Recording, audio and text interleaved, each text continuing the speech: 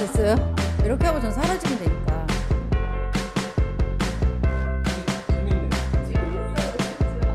오늘의 리포트.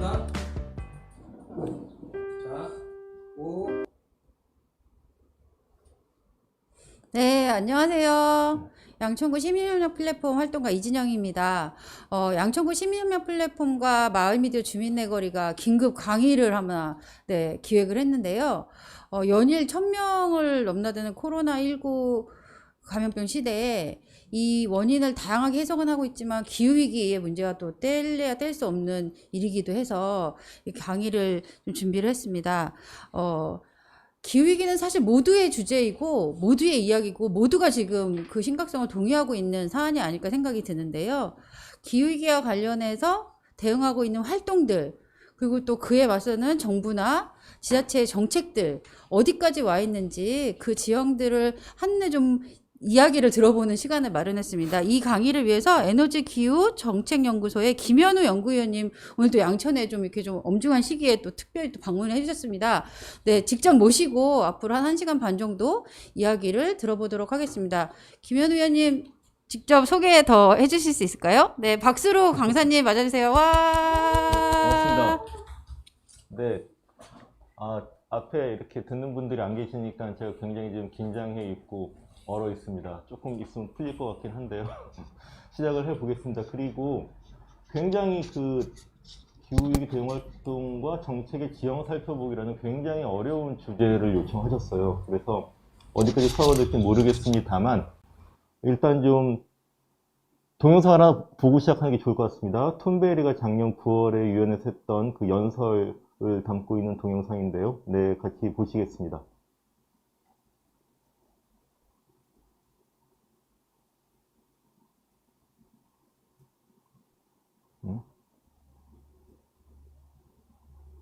세상 똘망해 보이는 한 소녀가 시작이 안 되고 있네요. 네. 네. 소리가 지금 안 나네요. 네. 조금 키워주시고 소리 좀. 네.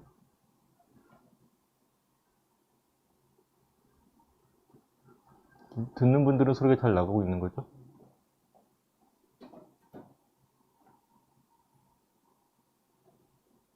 네, 이렇게 온라인 강연이 이렇게 어려움이 많습니다. 기술적으로 항상. 네.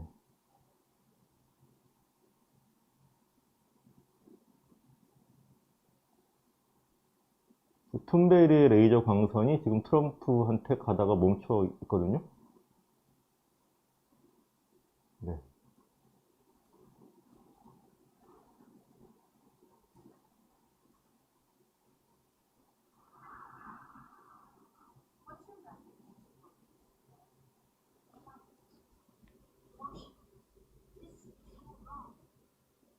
중간에 설명을 드리자면 작년 9월에 미국 뉴욕에서 열린 기후행동 정상회의 때 툰베리가 참가해서 이제 그 연설하는 자리를 가진 것이고요. How dare you? 작년의 생활영어였습니다.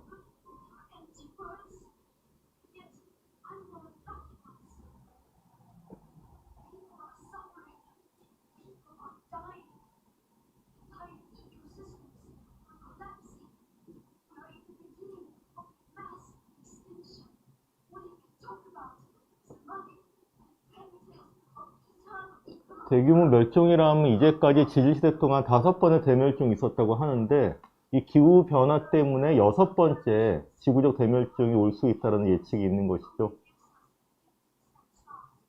그래서 2030년까지 50%, 그 다음에 1.5도 이 숫자는 좀 기억해 두시면 좋겠습니다.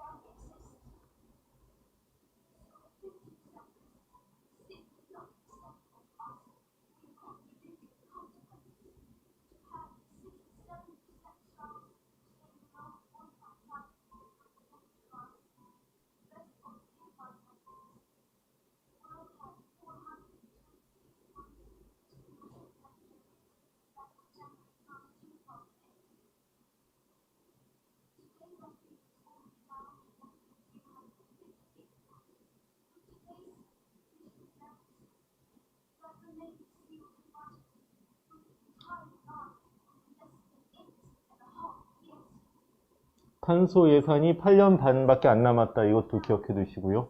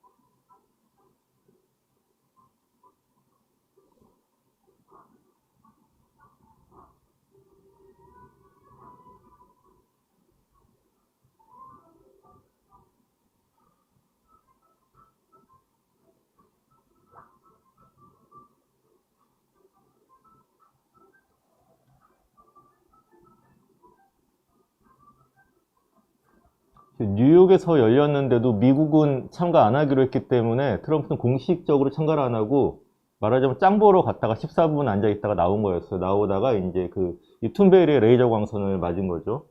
네, 다시 슬라이드로 돌아가겠습니다. 할 얘기에 비해서 슬라이드 양이 좀 많기 때문에 잘 아실 만한 것들은 좀 넘어갈게요. 동영상도 다 보면 좋겠는데 이것도 넘어가겠습니다.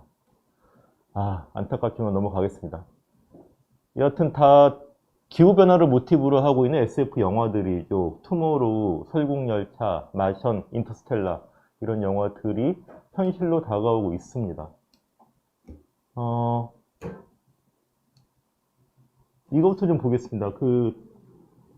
온실 효과를 일으키는, 온난화를 일으키는 기체들을 온실가스라고 하죠. 수증기도 온실가스입니다. 그렇지만 수증기는 크게 늘어나지를 않기 때문에 중점 관리 대상은 아니고 제일 중요한 건 이산화탄소죠. 비중도 화석연료로 인한 게 연소로 인한 게 65%니까 비중도 크고 이산화탄소는 한번 대기 중으로 배출되면 100년 정도 머무르면서 계속 온실효과를 일으킵니다. 그렇기 때문에 또 중요한 것이고요. 화석연료 외에도 토지 이용 관련해서 배출되는 CO2가 11% 정도 되고 메탄이 16% 정도 됩니다. 메탄은 동식물의 사체가 부패할 때 또는 똥에서 나오죠. 또는 소나 염소 같은 관초동물이 되새김질하면서 방귀나 트림을 통해서 방출이 됩니다. 이 앞에 활동가가 몇 분 계신데 제가 이진영님한테 퀴즈를 하나 내보겠습니다. 지구상에서 살고 있는 포유동물의 총 무게 중에서 인간의 무게가 몇 % 정도 될 것 같으세요? 전체 지금 살고 있는 포유동물 중에서 인간의 무게. 그렇게 많지는 않아요. 그러니까 맞춰보십시오. 잘 맞추시네요.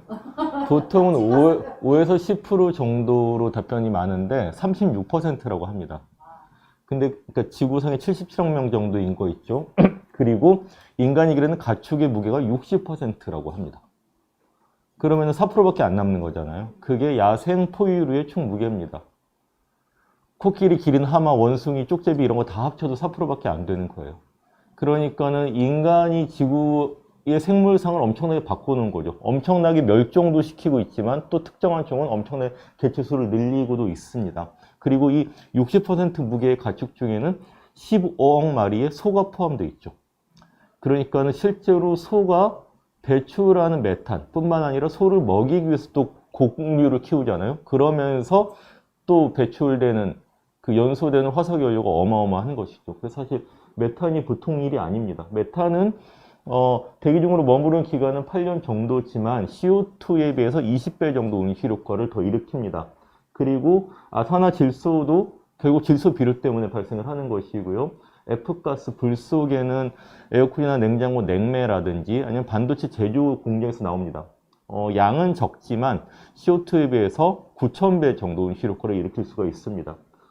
그리고 이 온실가스들의 공통점은 산업혁명 이전에는 크게 발생하거나 늘어날 일이 없겠죠. 그리고 지금도 급격히 늘어나고 있기 때문에 문제가 되고 있습니다. 그리고 국내의 온실가스 배출량을 보시면 전력열에서 한 3분의 1인데 다 석탄화력 발전소나 가스 발전이겠죠. 그 다음에 산업, 그 다음 수송이 13%, 주로 가솔린이나 디젤 차의 연료에서 나오는 것이고, 건물, 냉난방, 그 다음에 산업, 제조, 공정, 농업, 폐기물 등등입니다. 근데 여기서 농업이 3%인데 이거는 너무 과소축에 된 거예요, 사실은. 왜냐하면 농업에서도 전력하고 열을 쓰고, 제조품을 쓰고, 수송수단도 쓰고, 건물도 쓰잖아요. 근데 이게 농업으로 계산이 안 되는 겁니다. 순전히 밥 갈고 씨 뿌리고 거두고 이런 것만 계산을 한 것이기 때문에, 게다가 한국은 식량 의존, 자립률이 50%가 안 되죠. 공유는 21%밖에 안 되기 때문에 우리가 먹고 사는 문제 때문에 국외에서 배출되는 게 또 엄청나게 있습니다.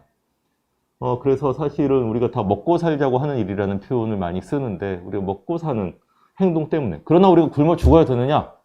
그건 아닙니다. 그러나 과거와 다른 너무 많은 고기, 너무 많은 포장, 너무 많은 원거리 수송을 하기 때문에 이런 식으로, 그러면서 또 성인병을 유발하고 이러죠. 이렇게 먹고 사는 방식 때문에 우리는 온난화를 굉장히 가속화시키고 있다는 말씀을 좀 꼭 드려야 될 것 같습니다. 자, 지질시대 얘기를 했는데, 이제까지 지구상에 30몇 억 년 전에 생명체가 태어났고요. 이제까지 5번의 대멸종이 있었다고 합니다.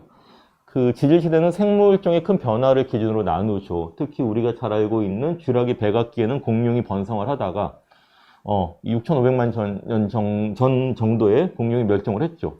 그러니까 이때마다 운석의 충돌이랄지 화산 폭발 이런 걸로 대기의 평균 온도가 이제 2도 정도 변화했던 겁니다. 그래서 이 기후의 변화와 생물종의 큰 변화는 굉장히 큰 관계가 있을 수밖에 없고, 그리고 이렇게 하면 제가 3시간을 얘기해야 되는데, 지금의 지질시대를 우리가 과학 시간에 배운 거를 잘 떠올려 보면 신생대 제사기 충적세 또는 홀로세, 현세라고 불러왔습니다. 충적세라는 거는 마지막 대륙빙하가 녹고 온난화되면서 충적평야가 생겨났다고 충적세고요. 홀로세의 의미는 완전하다, 조화롭다 이런 뜻이거든요. 그러니까 인간이 농경 문명을 이루고 살기에 굉장히 적합한 기후 조건이 만들어졌다. 정말 기적적으로. 이게 홀로세의 의미입니다. 그런데 과학자들이 더 이상 지금의 지질시대는 홀로세나 현세나 충적세로 부르긴 부족하다.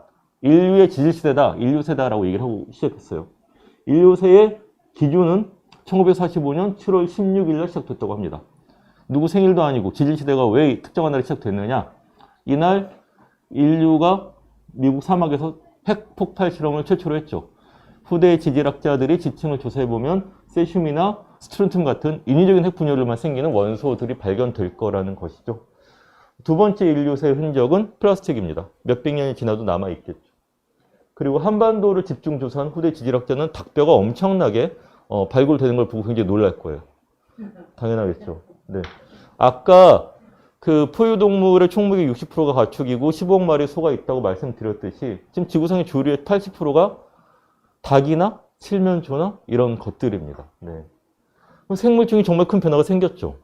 새로운 지질시대라고 부르지 않을 도리가 없습니다. 그리고 이 과학자들이 이어서 하는 이야기는 인류사의 가장 큰 특징과 결과는 인간의 산업활동으로 인한 대기 중의 온실가스 농도 증가, 그리고 그것으로 인한 기후변화고, 이 기후변화가 6번째 대멸종을 초래할 가능성이 굉장히 높다라고 진지하게 이야기를 하고 있습니다. 그래서 지금 빙하기 간빙기가 왔다 갔다 하면서 지구는 너무 추워지면 따뜻해지고 너무 더워지면은 이제 서늘해 지는 그런 어떤 이 평형 작용이 있는데, 이게 일정한 티핑 포인트를 넘어서면은 못 돌아오고 핫하우스 지구로 굴러 떨어진다는 것입니다. 그래서 이렇게 핫하우스 지구로 가기까지 우리가 남은 온실가스를 배출할 수 있는 횟수가 8, 9년밖에 남아있지 않다라는 진단인 것이죠. 그리고 온실가스를 가장 많이 배출한 나라들의 순위를 보면은 이렇습니다. 한국은 화석연료 배출 기준으로 7위 정도입니다. 우리나라는 새마을운동 이후로 배출한 거 아니야? 너무 억울하다. 선진국들이 다 한 거 아니냐라고 얘기를 하겠지만, 한국은 OECD 가입국일 뿐더러 누적 배출량으로 해도 역사적으로 벌써 15위 정도가 되고 있기 때문에 한국이 억울하다고 할 때가 아니죠. 이게 그 코펜하겐 기후변화 총회 때 한국 설치미술가가 건 그림인데 이 커다란 똥덩어리가 이제까지 선진국이 배출한 온실가스의 양이고 이걸 이제 가장 피해를 입을 후진국 개도국들이 감내를 해야 되는 그런 상황을 묘사를 하고 있습니다. 누군가는 첨단 과학 기술로 기후변화를 한 방에 막아볼 수 있지 않을까라고 이런 지구공학, 지구를 대상으로 한 공학을 연구를 하고 있기도 합니다. 필요한 연구이긴 합니다만 그러나 문제는 이러한 기술들이 언제 전 세계적으로 실용화될지 알 수 없다는 것. 얼만큼 비용이 들고 어떤 부작용이 있을지 모른다는 것이죠.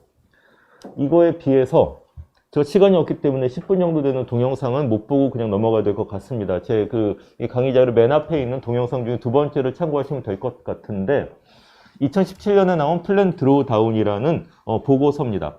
무슨 뜻이냐 하면은 이산화탄소 온실가스 배출이 올라가다가 정점을 찍고 내려가는 순간을 드로우다운이라고 이야기를 합니다. 그래서 드로우다운으로 가기 위한 계획 또는 프로젝트가 플랜 드로우다운이죠. 그래서 이미 개발되어 있거나 쓸 수 있는 솔루션 100가지, 특히 80가지를 집중 검토를 했습니다. 그래서 실제로 얼만큼 온실가스 감축 효과가 있고 얼만큼 비용이 들거나 절약이 가능한지를 다 계산을 했어요. 했더니 1위가 냉매 관리입니다. 그러니까는 양은 적지만 이 프레온가스를 대체하는 물질들이 이런 문제가 생긴 건데 에어컨, 냉장고, 냉매를 관리하는 게 굉장히 중요하고 2위가 육상 풍력 발전입니다. 근데 의외로 상위 25개 기술 중에서 에너지, 특히 재생에너지 관련한 게 대여섯 가지밖에 안 됩니다. 우리가 보통 기후변화 대응하면 태양광 풍력만 보통 생각들을 하시잖아요. 그런데 그것보다 먹거리, 토지랑 관련된 것들이 훨씬 많습니다. 10개가 넘습니다. 특히 음식물 쓰레기 최소화하고 채식 유지 습관이 3위와 4위예요. 이건 뭐냐 하면 음식물 쓰레기를 잔반 남기지 말자는 얘기가 아니라 지금 세계화된 자본주의 유통망에도 들어가지 못하고 산지에 폐기되는 식재료가 30% 정도가 된다고 합니다. 생각을 해보세요. 우리가 슈퍼에 가면은 굉장히 모양이 일정한 인큐호박, 예쁜 똑바로 줄을 맞춰서 오이, 못생긴 감자 같은 건 없죠.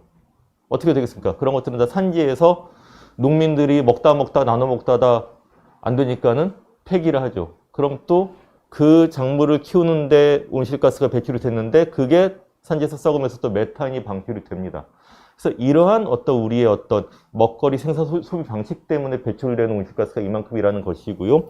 채식 유지 식단은 육류, 특히 소고기 소비가 소고기뿐만 아닙니다. 유류, 우유, 버터, 치즈 훨씬 많은 온실가스를 사실 배출을 하고 있습니다. 그리고 여학생 교육과 가족 계획이 6출인데 이거는 이상하게 여겨질 수 있겠지만은 우리가 온실가스 문제 때문에 강제로 인구를 줄일 수는 없겠죠. 그러나 인구가 지금도 급증하는 제3세계에서 이 어린 소녀에 대한 교육을 고등교육까지 투자를 하면 더 적은 수의 자녀를 더 건강하게 낳아 기르게 된다라는 겁니다. 그러면서 여학생들의 인권도 신장이 되고 인구도 점차 줄일 수 있는 수단이라는 것이죠. 어려운 문제지만 과학자들이 고민해서 넣은 것 같아요. 그 다음에 쭉 보시면 핵발전이 20인데 간단히 말씀드릴게요. 발전 과정에서는 온실가스가 많이 덜 나옵니다. 그러나 전 과정에서는 온실가스가 나오고 비용의 문제, 건설할 때 걸리는 시간의 문제, 그 다음에 사고나 폐기물 처분의 원초적 불가능성 문제 때문에 핵발전은 권할 만한 수단이 아니다라고 저자들은 이야기를 하고 있고요. 여기 2017년에 나온 보고서인데 2020년 2월에 업데이트된 게 나왔거든요. 그러니까 최근에 기술하고 시장 동향을 변수로 넣은 거죠. 했더니 풍력 터빈하고 음식물 쓰레기 최소가 1, 2위가 됐고 핵발전은 22였는데 51위, 61위로 떨어졌습니다. 그러니까 이런 추세는 더 분명해질 거라고 예상을 할 수가 있습니다. 근데 여하튼 지구공학은 언제 실용화될지 모르는 뻥 내지는 사기 같은 것도 있는 겁니다. CCS 이런 탄소 포집 저장 같은 것들. 핵융합도 포함되겠죠. 그러나 플랜 드로우다운에 검토된 솔루션들은 이미 개발되어 있거나 투입이 가능하고 효과도 예측이 가능합니다. 이렇게 하면 티핑 포인트를 막을 수 있는데 대신에 엄청나게 자원의 배분의 우선순위나 정책 방향이 바뀌어야 되겠죠. 이게 어려운 거는 이제까지 제일 목소리가 큰 이윤을 많이 낸 화석 기업들, 정책가들은 이런 변화를 좋아하지 않는 거죠.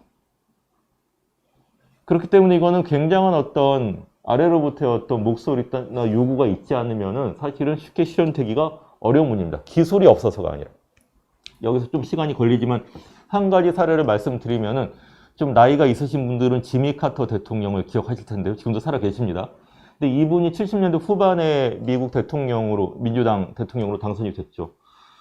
이때가 한참 그 1, 2차 오일 쇼크를 겪고 이럴 때예요. 그래서 카터 대통령이 취임해서 한 일 중에 하나가 백악관 레프트윙 지붕에다가 솔라 패널을 설치를 했어요. 정확히는 태양열 패널인데 그땐 되게 비쌌는데도 설치를 했어요. 그리고 백악관 마당에다가 텃밭을 만들었습니다. 그래서 이런 자원 위기와 뭐 로마 클럽의 성장의 한계가 발표된 다음이고 그러니까요. 지금은 돈이 많이 들고 힘들어도 인류가 갈 길이 이거다라고 보여주고 싶었던 거죠. 그러나 카터 대통령은 이제 인기가 없으니까는 재선에 실패하고 레이건 대통령이 당선이 됐잖아요. 레이건은 그 태양 패널 다 띄워버렸습니다. 텃밭도 없애버렸고. 그러니까는 기술이 없어서 못한 게 아니라 그 길을 우리가 계속 회피를 하거나 기술을 사전시켜 둔 게 문제죠. 지금도 마찬가지입니다. 그때 70년대 후반에 미국하고 세계가 재생에너지에 투자를 확대를 하고 온실가스를 줄여 나갔으면 우리는 굉장히 걱정 없이 지금 살고 있겠죠. 코로나 같은 감염병도 훨씬 대응을 잘할 수 있겠죠. 마찬가지로 시간이 별로 없지만 지금 우리가 어떤 선택을 하느냐가 2030년, 2050년의 우리의 미래를 곧 좌우하게 될 겁니다. 자, 여기서 좀 재미가 없어 하시는 분도 있겠지만 조금 재미없는 얘기를, 그러나 중요한 얘기를 제가 해야 되는데 뭐냐 하면 기후변화가 불확실하다는 얘기입니다. 저 강사는 되게 웃기죠. 기후변화는 굉장히 중요한 일이고 틀림없이 올 거고 이런 얘기를 해야 되는데 불확실하다는 얘기를 하고 있어요. 자, 사실은 이 그림에서 확실한 것은 한 가지밖에 없습니다. 얼만큼 석탄, 석유, 천연가스를 채굴해서 태우면은 몇 ppm으로 온실가스 농도가 올라가느냐만 확실해요. 이건 계산을 하면 나오는 일이죠. 그러나 대기 중 CO2 농도가 지금 410ppm인데 420, 430, 450이 되면은 정확히 몇 도가 올라갈지는 불확실합니다. 확률적으로, 과학자들도 확률적으로만 얘기를 해요. 50%, 67% 확률로 몇 도에서 몇 도 사이. 왜 이게 어려우냐 하면은 온실가스 농도만 올라가는 게 아닙니다. 기존의 모델링에 담고 있지 못한 일들이 벌어져요. 대표적으로는 남극하고 북극이 얼음으로 덮여 있잖아요. 그러면 이제 태양 빛을 이제 반사라는 거울 역할을 하죠. 근데 이게 온난화가 돼서 녹아버리고 검은 바다로 바뀌면 오히려 태양열을 흡수하게 될 겁니다. 이미 그러고 있죠. 그리고 시베리아 영구 동토층에는 엄청난 풀의 사체가 안 썩고 쌓여 있습니다. 빙하 아래에. 여름이 너무 한 달밖에 안 되기 때문에. 근데 이게 얼음이 녹아서 드러나면 풀이 썩으면서 메탄이 방출이 되겠죠. 그리고 그 빙하도 이렇게 살살살 녹는 게 아닙니다. 그 빙하학자들의 표현으로는 찢어지면서 이게 녹는다고 해요. 우리가 알사탕이나 얼음을 입에 놓고 녹여 먹다가 어금니로 깨물어 먹게 돼요. 아자작. 그럼 부서지면은 급격히 표면적이 늘어나면서 훨씬 빨리 녹게 되는 것이죠. 이런 추가 작용들. 바닷물 자체가 용이하고 있는 CO2도 온도가 올라가면 우리가 김 빠진 콜라잔처럼 CO2가 또 풀려나게 됩니다. 이런 어떤 도미노 현상 또는 가속화 현상이 있는 걸 티핑 포인트 또는 트리거 이펙트라고 얘기를 하는 것이고 방아쇠 효과죠. 그렇기 때문에 특히 1.5도로 상정되는 티핑 포인트를 넘어서면은 몇 도가 올라갈지 과학자들도 잘 모른다는 겁니다. 또 하나는 평균 온도가 1.5도, 2도, 2.2도가 올라가면은 정확히 해수면이 몇 cm 상승할지, 바람이 얼마큼 변할지도 굉장히 변수가 많겠죠. 그리고 이런 물리적인 영향이 어떤 사회 경제적인 결과를 초래할지도 당연히 너무너무 불확실한 점이 많습니다. 그러나 인과관계는 확실하죠. 그리고 경향도 확실하고 아무런 대응을 안 했을 때 가장 나쁜 결과가 나올 것이라는 것도 확실합니다. 그러나 또 고약한 게 기후변화 대응 정책의 효과도 불확실해요. 예를 들어서 몇 기가와트의 태양광하고 풍력을 설치를 하면은 몇 ppm이 내려갈 수 있냐? 너무 많은 변수가 있습니다. 그리드 기술적 사정도 있고 전기요금도 있고 뭐 수요 패턴도 있고 너무 많아요. 그리고 적응 수단, 교육을 하든지 지원금을 주든지 뭐 사회 안전망을 구축하든지 이것도 효과가 불확실합니다. 더 중요한 건 이러한 대응 정책의 효과가 대개는 10년, 20년 뒤에 나타나요. 근데 임기 4, 5년짜리 선출직 공무원 정치인들은 대응을 하기 싫죠. 자기 임기 중에 뭔가 좀 다리라도 놓고 극장이라도 지어야지 개선에 도움이 되지. 이 막대한 예산을, 국방 예산을 이렇게 기후변화에 투자를 한다? 때깔도 안 나는 거 안 하고 싶어 합니다. 이런 어려움이 있기 때문에 우리가 기후변화는 과학적으로 내재적 불확실성이 있다는 걸 인정을 해야 됩니다. 우리가 데이터와 논리만 갖고선 사람들을 설득할 수 있다고 생각을 하면 그것도 안 된다는 말씀을 드리고요. 이런 사정들을 담아둔 이야기들이 조지 마셜의 기후변화 심리학이라는 책입니다. 왜 우리는 기후변화라는 어렵고 실존적이고 거대한 문제에 대해서 우리는 회피를 하게 되는가? 심리적이고 정치적인 문제들이 있다는 거죠. 한 가지 사례만 말씀드리면은 이 책에서 기후변화가 북한 정권이 일으킨 소행이다라고 알려지면은 당장 미국 정부와 유엔이 나서서 해결을 했을 거라는 겁니다. 그러나 그렇게 단순한 문제가 아니죠. 모든 국가가 가해자일 수도 있고, 예. 너무너무 복잡한 주체와 관계들이 이렇게 포함되어 있습니다. 그래서 트럼프 같이 아무리 툰베리가 뭐라 그래도 굴하지 않겠죠. 한 가지만 또 그 사례를 이 책에 나온 비슷한 사례가 뭐냐면은 정말 중요한 문제니까 기후변화를 어떻게 대응할까 생방송 끝장 토론을 한다고 칩시다. 그러면은 4명이 패널로 나왔는데 기후위기를 걱정하는 과학자 1명, 뭐 환경운동가 1명, 언론인 1명, 그 다음에 기후를 부정하거나 회의하는 인간 1명 이렇게 나왔다고 쳐요. 그럼 3대1이니까는 이길 것 같잖아요. 근데 어떻게 되냐면은 막 진지한 얘기가 되다가 이 회의론자가 아니 히말라야 빙하 데이터가 조작됐다면서요? 아니 태양광 그거 갖고 안 된다던데요? 뭐 이렇게 갖고 뭐 문제가 있는 거 아닙니까? 이런 식으로 자꾸 고춧가루를 뿌리면 보는 시청자들은 기후변화가 확실한 게 아닌데? 이래서 저게 아니라는데? 이런 식으로 이제 이 삼천포로 빠지는 거죠. 그리고 특히 우리나라에서 더 전형적인 기후회의로는 제가 이제 강연을 하거나 사람들하고 얘기를 해보니까는 이런 겁니다. 야, 한국은 전 세계 온실가스 배출량이 2%밖에 안 돼. 한국 열심히 해봤자 소용없는 거잖아. 미국하고 중국이 해야지. 우린 뭐 상관없어. 우리가 열심히 해봤자 그냥 수출 경쟁력만 손해나는 거야. 하던 대로 하자. 더 진지한 설득력 있는 기후회의로는 이거예요. 야, 안 돼. 1.5도 티핑 포인트 이미 넘었어. 인간 멸종할 거야. 인간이 지구한테 잘못한 게 얼마나 많은데 멸종해서 싸지. 우리 다 끝났어. 그냥 술이나 먹자. 이런 얘기가 정말 설득력이 있습니다. 반박하기 저도 어려워요. 그러나 우리는 희망이 없느냐? 아무것도 할 수 없거나 해도 소용이 없느냐? 그건 아닌 거죠. 그 얘기는 맨 뒤에 조금 이따 다시 말씀드릴게요.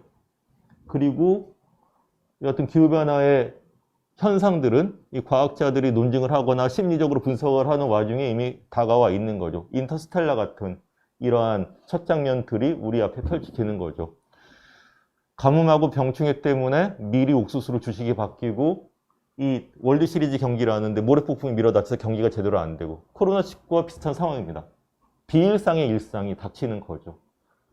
물론 겨울은 겨울답게 추운 이런 날도 있을 거예요. 여름은 여름답게 더운 날도 있고. 그러나 매일매일 날씨와는 다르죠. 기후 전체 패턴이 붕괴를 하면은 우리는 극단적인 일기 현상과 극단적인 어떤 경제적, 사회적 조건들을 맞닥뜨릴 수밖에 없는 겁니다. 일주일 뒤에 계약이 예정되어 있는데 계약이 안 될 수도 있는 것이고 슈퍼에 가면 언제든지 생수랑 라면은 있을 것이라고 기대를 했는데 없을 수도 있는 거죠. 그래서 우리는 코로나19 상황에서 기후위기의 상황을 구체적으로 사실은 미리 체험을 하는 면도 있습니다. 반대로 어떻게 온실가스를 줄이는 것도 우리가 경험을 하고 있죠. 올해 온실가스가 전 세계적으로 5에서 10% 정도 줄 것으로 예상이 됩니다. 생산하고 소비와 이동을 멈추니까 그렇게 되는 거예요. 자, 기후 난민의 문제. 한반도. 빨리빨리 넘어갈게요. 예. 네. 그리고 유엔에서 1980년대부터 기후변화의 문제를 과학자들이 경고를 했기 때문에 유엔에서 나서서 대책을 간구한 게 제일 중요한 한 매듭이 1997년에 교토의정서 체제죠.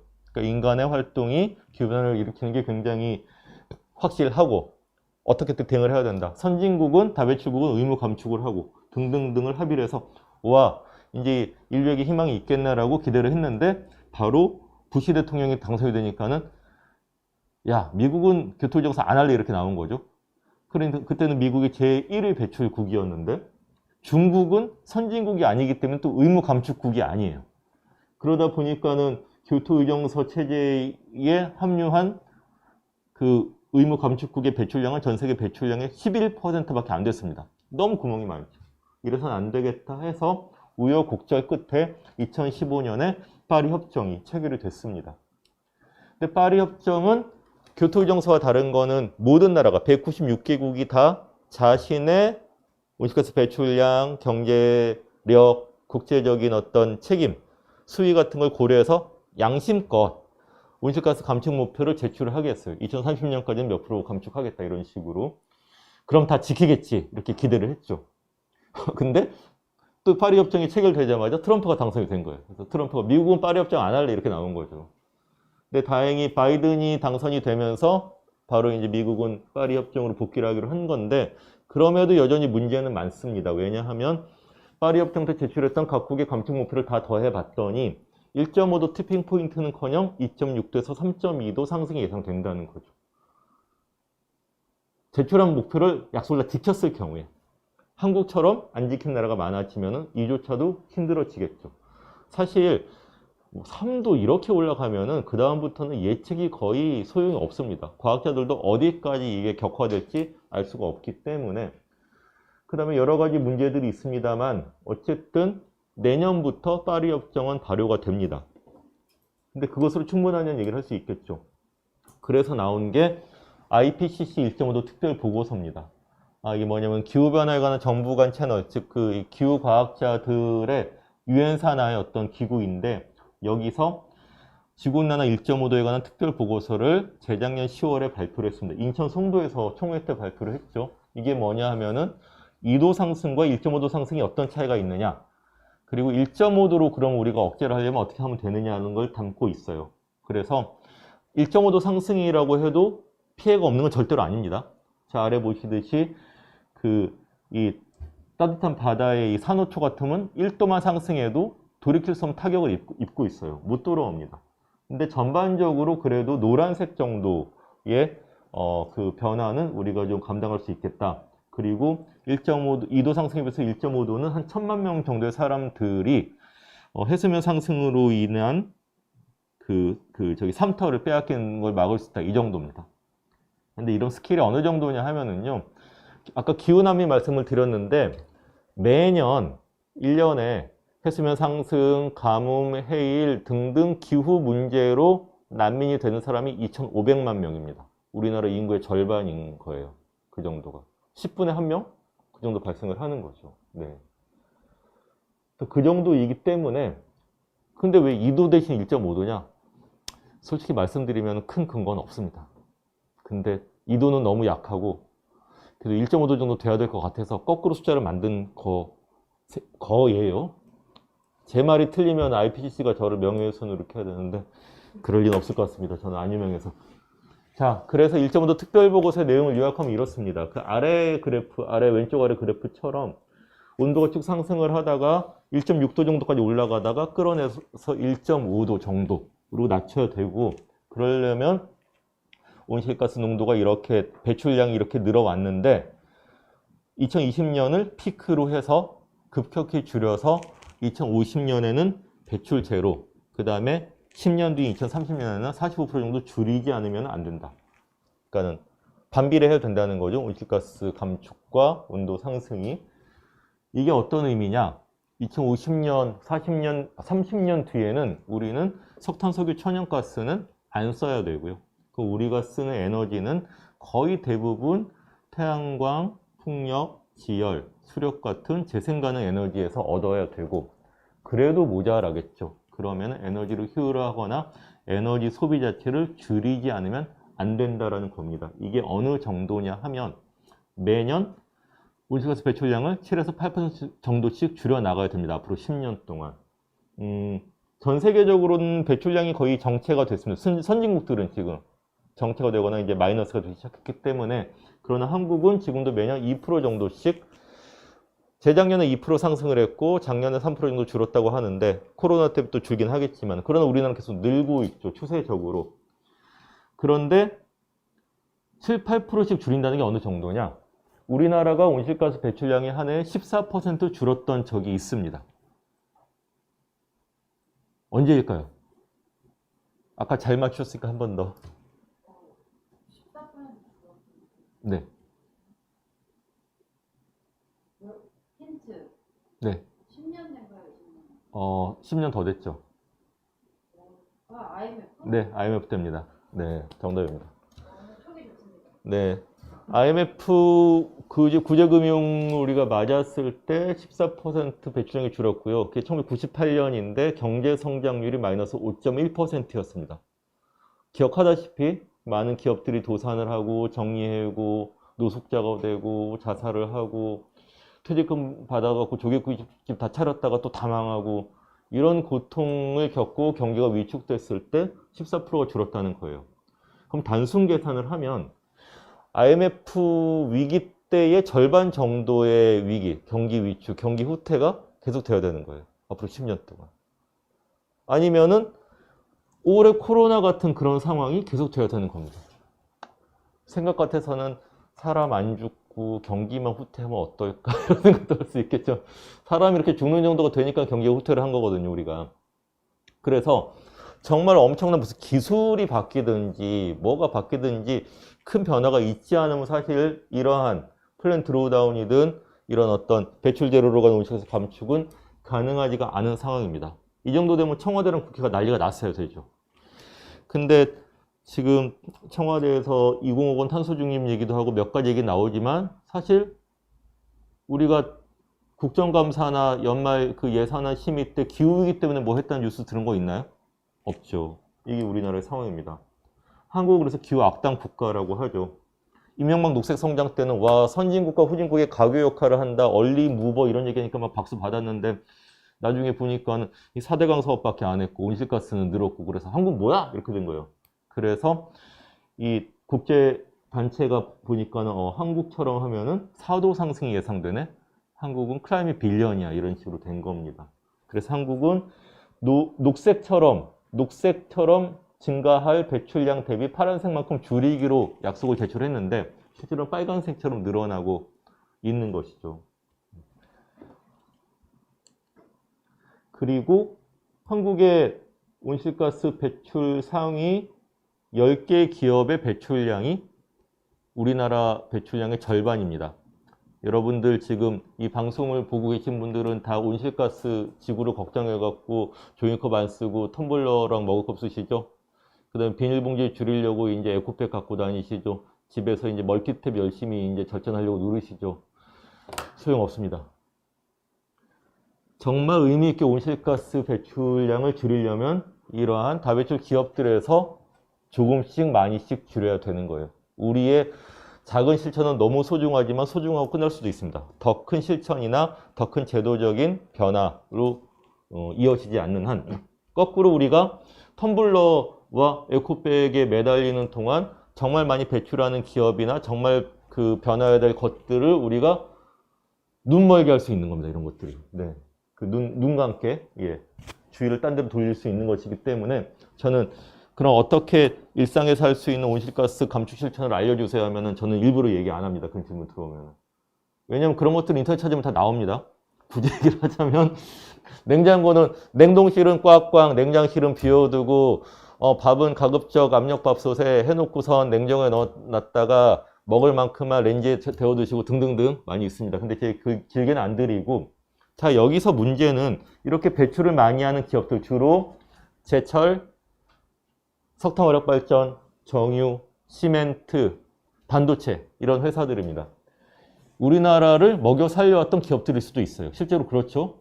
가장 많이 수출 경쟁력에 이바지했고 가장 많은 일자리를 창출했고 가장 많이 세금을 냈을 겁니다. 근데 이 기업들한테 온실가스 배출 많이 한다고 하지 마라고 하면 당장은 답이 없는 거죠. 이게 우리의 딜레마가 있습니다. 그러나 포스코나 삼성이나 남동발전 이런 데들이 큰 책임이 있다는 얘기를 우리가 넘어가서는 아무것도 안 됩니다.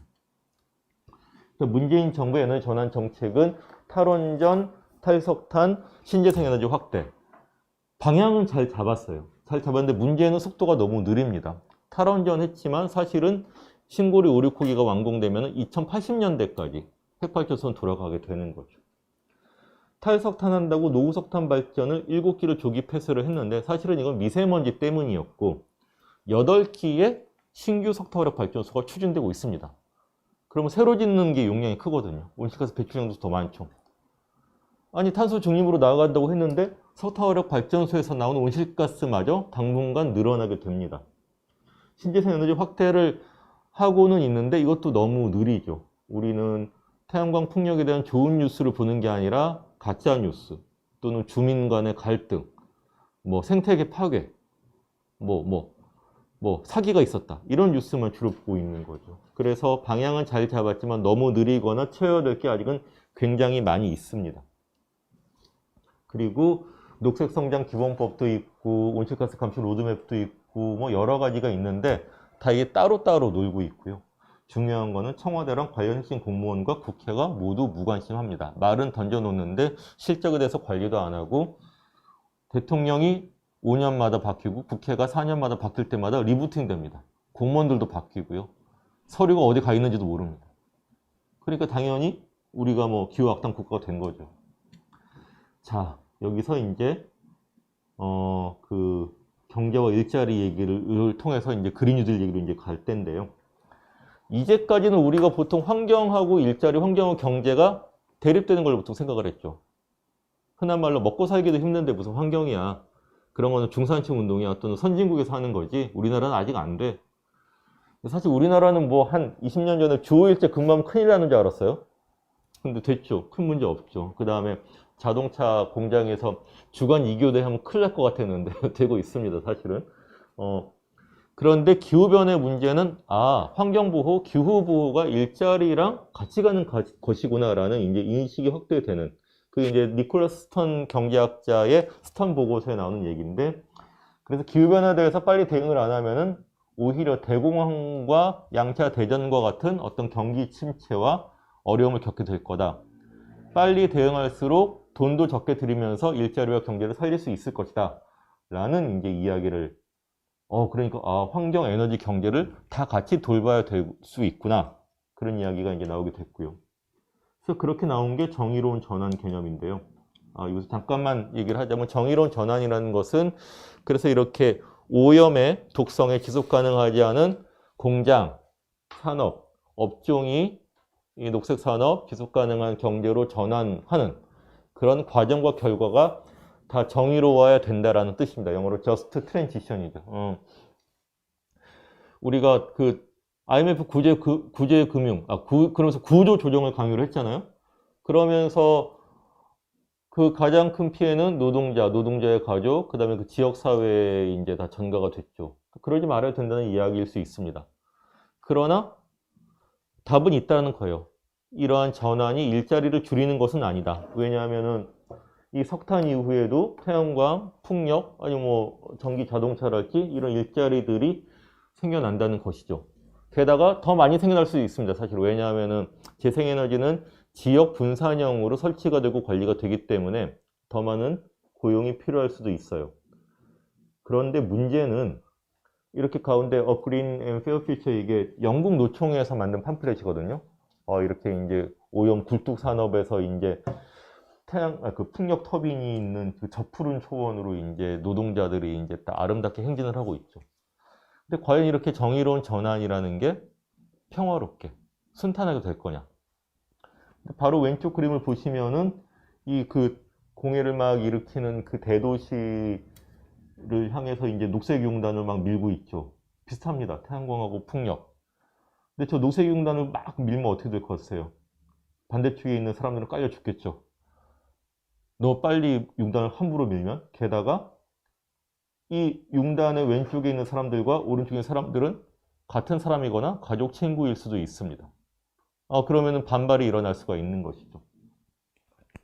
그 재작년에 프랑스에서 노란조끼 시위가 굉장히 격화가 됐잖아요. 그러니까 마크롱 대통령이 온실가스 배출을 줄이기 위해서 유류세를 인상하겠다고 했더니 이 생계형 트럭 운전사나 이제 파리의 임대료가 너무 비싸갖고 교외로 밀려난 이 생계형 이제 통근자들이 아니 온실가스를 많이 배출하는 기업들은 가만두고 왜 우리한테 이런 고통을 주려고 해? 물론 프랑스 사람들은 기회만 있으면 데모를 하기 때문에 잘 됐다, 데모컷을 잡았다 이럴 수 있을 거예요. 그러나 엄청나게 격하가 됐었고, 그러니까 마크롱 대통령이 유류세 인상을 취소를 했죠. 아무리 명분이 좋고 필요한 정책이라 하더라도 영향을 받는 사람들의 입장이나 이해관계를 고려해서 설명하고 설득하고 대안이 강구되지 않으면 이런 식으로 필요한 정책도 좌초가 될 수가 있는 것입니다. 그게 이제 정의로운 전환의 어떤 개념과 현실의 괴리인 거죠. 한국의 기후 리스크 지도라는 건데요. 올해 7월에 세계일보에서 보도가 됐는데 우리나라 정부 산업부도 이런 조사를 안 하고 있어요. 안 하고 있으니까는 이제 언론사에서 했던 건데 색깔이 진한 지도에서 진한 부분일수록 리스크가 큰 거예요. 뭐냐면 온실가스 배출을 급격히 줄이는 정책이 추진되면은 가장 타격을 입는 거죠. 왜냐면 충청남도 같으면은 서천, 보령, 태안, 당진에 화력발전소가 엄청 많잖아요. 여기에 고용되는 사람들도 많고 지자체는 여기서 걷어들이는 세수가 상당한 거예요. 저 강원도에도 이제 화력발전소, 가스복합발전소, 뭐 탄광적 이런 게 있고 전남에는 이제 광양제철소, 뭐 여천산단 이런 것들이 있는 거죠. 거제, 울산 이런 데도 울산 화학단지, 조선소 이런 데들이 있는 거죠. 그래서 만약에 정부가 정말 진지하게 2050 탄소 중립을 향해서 달리면은 이게 뭔가 답이 나와야 되는 건데 쉽지 않은 거죠. 그래서 여러 가지를 합산해 봤더니 제일 전국에서 리스크가 큰 게 충남, 당진, 보령, 태안, 경남, 거제, 울산, 동구라는 것이고 가장 리스크가 작은 게 서울, 용산, 종로, 중구, 강남, 서초예요.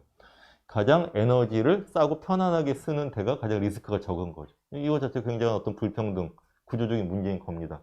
정말 대안이 필요하면 이렇게 리스크가 작은 데서 더 돈을 내라고 해야 되겠죠.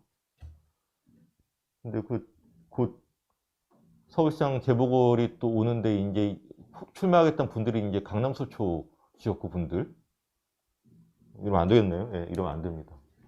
그래서 한국의 정의로운 전환에 초점이 될 수 있는 지역이나 부분들이 있는데 말씀드렸듯이 대표적으로 충남의 화력발전소가 있죠. 여기는 만약에 석탄화력발전소가 그럼 가스 복합으로 바뀌면 어떻게 되느냐? 일단 미세먼지가 확실히 줄어들고 온실가스도 약간 줄어들죠. 그래서 바꾸긴 바꿔야 될 텐데 석탄화력이 가스로 바뀌면은 운전직은 사실 일자리가 큰 변화가 없습니다. 어차피 모니터링 하면서 이제 출력 조절하는 이런 일이니까요. 근데 예를 들어 석탄의 전처리와 후처리, 그러니까는 이 석탄을 이 가루를 이제 컨베이어 벨트에 올리고 타고 나온 회를 처리하고 김용균 노동자가 했던 일이 그런 일이죠. 근데 그런 일들은 가스로 바뀌면은 다 없어집니다. 협력업체가 하는 일들이 다 없어지죠. 그리고 같은 용량의 전기를 태양광하고 풍력으로 하면 어떻게 되느냐? 충남에서 가능합니다. 가능한데 문제는 전체 일자리는 줄어들지 않을 수 있지만 그게 보령의 일자리, 당진 시민의 일자리라는 보장은 없는 거죠. 그 다음에 당진시, 보령시, 서천시의 수입은 줄어들 가능성이 높습니다. 뭔가 이거는 시간을 두고 대책이 필요한 거죠. 그 아래쪽에 조선소가 있는데 조선소에서 풍력 터빈을 할 수가 있거든요. 해상 풍력 터빈, 특히 아일랜드 벨파스트나 스웨덴, 독일 이런 데서 조선소 도크에서 배도 계속 고치지만 해상 풍력 터빈을 조립하고 있어요. 똑같은 특수 용접, 그 다음에 이렇게 골리앗 크레인으로 끌어올려서 조립하고 똑같기 때문에. 근데 한국은 해상 풍력의 여건이 좋은 게 신안, 군산 앞바다하고 경주, 울산 앞바다 이런 데거든요. 근데 조선업이 좀 어려운 데는 거제, 통영 이런 쪽이죠. 그러면은 용접 기술자는 이런 이 전남이나 경상 저쪽 부산, 울산으로 옮겨갈 수가 있는데 통영하고 거제의 지역 경제가 옮겨갈 수는 없는 거죠. 이런 매칭의 문제가 있습니다.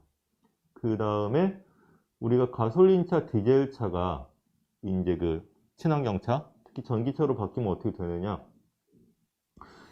지금 내연기관 자동차는 총 부품수가 3만 개 정도 되는데 이 전기차는 한 15,000개가 안 됩니다.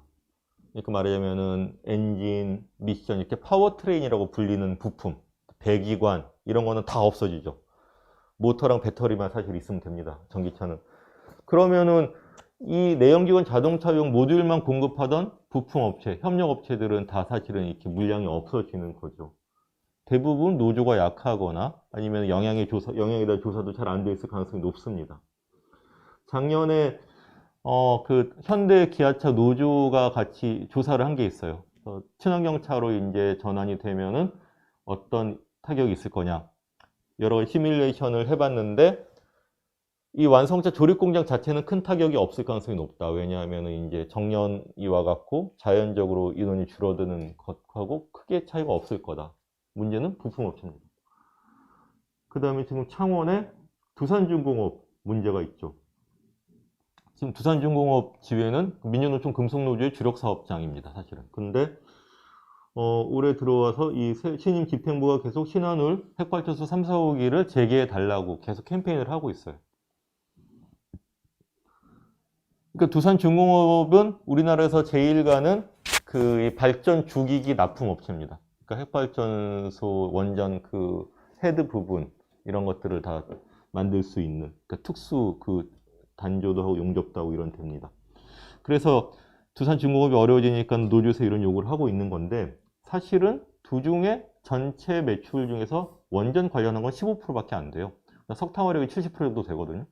근데 국제적으로 파리협정 때부터 이제 석탄화력 발전소가 이제 신규가 없으니까 이게 어려워진 게 제일 큰 문제고 이 사측에서 두산 건설이나 이런 데서 빵꾸가 난 게 문제인 건데 노조에서는 이거라도 해달라고 얘기를 하는 거예요. 원전 생태계 이렇게 얘기하면서 그러니까는 그 국민의힘이나 이렇게 그 경제신문에서도 야 민주노총 노조가 이런다 이런 식으로 막 이렇게 얘기를 하는 거죠.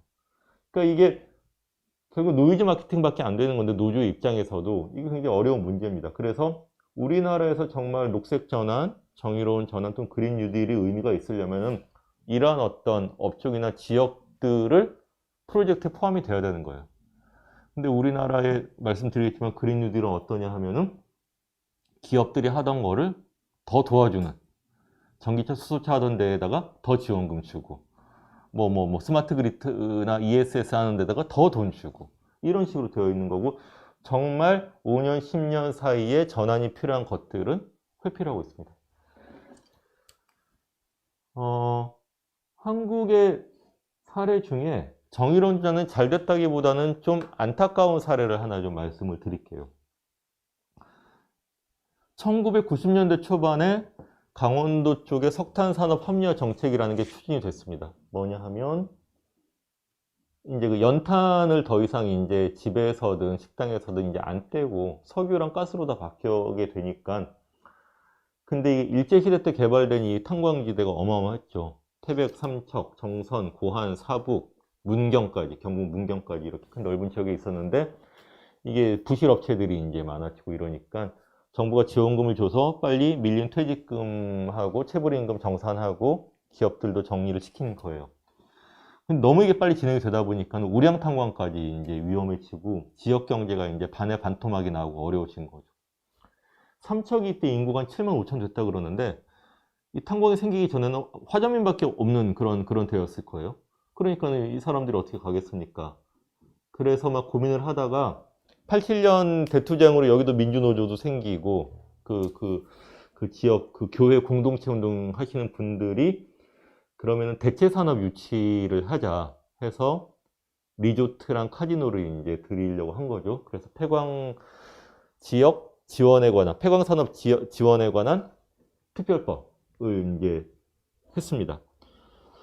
그래서 되긴 됐는데 우여곡절도 많았어요. 환경단체는 처음에 반대했습니다. 왜냐하면 리조트를 하려고 1등급 산림을 훼손하고 왜 도박산업을 유치하냐. 근데 이 운동하는 분들은 참 여기 와보지도 않고 그런 얘기 한다 답답하다 이러다가 이제 대화를 자꾸 하니까 이제 의견이 좁혀져서 산림 훼손도 최소화하고 뭐 이런 식으로 갔습니다. 일단 성공을 했는데 완전히 성공한 게 아니죠. 이게 이제 강원랜드 여기도 민주노총 사업장인데 계속 사계절 리조트 기능이 안 되고 고용불안은 계속 되고 있고요. 그 다음에 카지노의 도박 중독자들, 뭐 청소년 교육 환경도 이제 안 좋고, 그러니까는 이 운동을 주도했던 그 분들도 아무리 그때 어려웠어도 카지노 말고 다른 답을 찾았어야 되는 게 아닌가라고 후회를 많이 하신다고 해요. 근데 그때는 우리가 정의로운 전환이라는 것도 몰랐고, 뭐 전노협이나 뭐 시민사회가 이런 거를 같이 좀 정책적으로 대안을 그런 여력도 없었고, 그렇죠.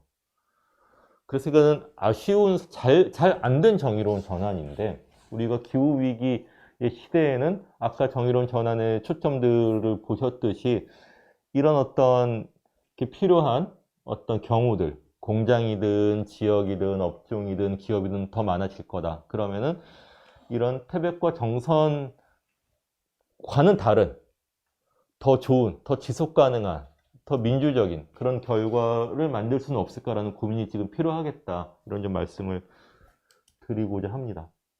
근데 여하튼 그래서 지금 각국 정부들이 너무 안 움직이니까 이렇게 자발적인 기후 행동들이 전 세계적으로 생겨나고 있죠. 한국도 기후위기 비상행동이 작년 9월에 결성이 됐습니다. 아직 한국은 너무 미약해요. 이날 9월 21일 날 전 세계에서 700만 명이 시위를 했습니다. 기후행동 정상회의 때. 700만 명이라 하는 거는 시드니나 뭐 베를린 이런 데서 몇십만 명씩 나오는 거예요. 한국은 서울에서 5천 명이 나왔죠. 이게 역사상 가장 큰 기후 관련 시위였습니다. 사실은. 아직 한국은 좀 멀었죠. 이 데모 없이 변화 없습니다. 사실은. 그래갖고 이러니까는 국회하고 청와대가 별로 겁을 안 내거나 흉내만 내고 있는 거죠. 그래서 기후위기 비상행동은 이러한 5가지 요구를 하고 있고요. 그 중에서 지금 기후위기 비상선언을 국회는 했습니다. 근데 반대하는 의원이 한 명도 없었어요. 이거는 좋은 거 아니야? 해주면 되지? 이런 것일 수도 있습니다. 그 다음에 배출제로 목표로 수립하고 기존 계획을 전면 수정하라. 2050년까지 탄소 중립하겠다라고 대통령이 말씀을 하셨는데 어떻게 할지는 비어 있습니다. 비어 있는 동안에도 온실가스 배출량은 계속 우리는 늘어나고 있죠. 석탄화력발전소는 계속 이제 추진이 되고 있고. 여기서 이제 그린 뉴딜 얘기를 좀 나갈게요. 그린 뉴딜이라는 거는 일단은 뉴딜은 미국 대공황 때 프랭클린 루즈벨트 대통령이 했던 정책의 이름이죠. 그러니까 새로운 거래, 새로운 사업이라는 뜻이죠. 미국이 이제 대공황으로 사람들이 다 이제 실업자가 되고 너무 이제 구매력이 없다 보니까 근데 미국은 그전에는 다 자유방임이었단 말이에요. 다 뭐 록펠러 가문, 뭐 카네기 이런 데서 알아서 하던 나라였는데 최초로 정부가 공공재정 사업을 한 거죠. 그래갖고 그 테네시강 개발도 하고 뭐 철도도 뭐 하고 그러면서 이제 노조 조직도 높이고 이 사회보장도 이제 더 이제 확대를 하고 이런 거대한 거래가 이루어졌던 게 뉴딜이죠. 그래서 상당히 효과를 봤죠. 케인즈주의 그 수정주의 경제 정책의 어떤 그 모델로 계속 꼽히고 있습니다. 그런데 그린 뉴딜은 그런 뉴딜에다가 그린이 더 붙은 거죠. 오바마 대통령 때도 그린 뉴딜 얘기는 있었어요. 근데 잠깐 나왔다가 잊혀진 셈인데 이 제레미 리프킨 같은 석학도 얘기를 하고 이 사람은 그 뭐 엔트로피, 뭐 수소혁명, 어마어마한 노동의 종말 이런 책을 많이 쓴 사람이죠. 그래서 이 사람은 전 지구적인 경제위기, 환경위기 근데 반면에 디지털화, 비트화 그 다음에 수소에너지 이런 걸 갖고선 위기를 기회로 극복할 수 있다라고 이 사람은 되게 기술을 신봉하고 낙관을 한 사람이긴 해요. 그런 식으로 해갖고 탄소제로 문명으로 시나리오를 제시를 합니다. 그런데 이 사람이 누군가는 좌파들이 보기에는 이 사람도 시장주의자야, 기술주의자라고 얘기를 할 수 있겠지만 그렇게 무시를 할 수는 없습니다. 굉장히 구체적인 얘기를 하고 있어요. 그리고 정의로운 전환 자금 얘기도 하고 있고 노동적 연기공 활용 얘기도 하고 있고 그리고 2011년 초반 새 대통령과 의회의 임기 시작 6개월 내에 그린 뉴딜 법안 통과를 요청 책에다 써 있습니다. 거의 뭐 성견 지명 정도가 아니라 이 사람은 자기가 중국 경제, 뭐 미국 경제, 유럽 경제가 어떻게 돌아가고 자기의 의견을 이렇게 제시를 해서 관철되기를 바라는 사람이기 때문에 이 정도 얘기를 하는 거죠. 마침 바이든이 대통령이 됐기 때문에 또 이게 더 이제 그 물결을 탈 수도 있을 것이고요. 그리고 미국 민주당의 그린 뉴딜은 거의 당론화가 됐죠. 그러니까 오바마 때 나왔다가 이게 좀 잊혀졌다가 선라이즈 무브먼트라고 그러니까 재생에너지 확대는 그런 대중운동이 있는데 오카시오 코르테지 이런 의원도 그 운동 출신입니다. 버니 샌더스 지난 대선 때 이번 대선 말고 지난 대선 때 힐러리 클린턴하고 버니 샌더스랑 당내 경선 할 때 그때 버니 샌더스 쪽에 민주적 사회주의 너무 멋있는데 이러면서 갔다가 와, 이런 것도 있네 하면서 또 그 썰레지 무브먼트 쪽으로 이제 갔다가 이러면서 이제 그 하원 의원이 된 게 그 오카시오 코르테즈인데, 그래서 이런 쪽에서 계속 그러면 그린 뉴딜을 더 급진화하자, 내용을 만나자라는 요구를 했던 거예요. 그러다 보니까 올해 민주당 당내 경선에 나왔던 버니 샌더스는 정말 버니 샌더스 버전의 그린 뉴딜을 더 크게 강하게 얘기를 했고, 그러니까 엘리자베스 워렌이나 이런 후보들도 그래, 우리 나도 그린 뉴딜 좋아 이러면서 비슷한 얘기를 했던 거예요. 그러니까 거의 민주당 당론처럼 돼버렸죠.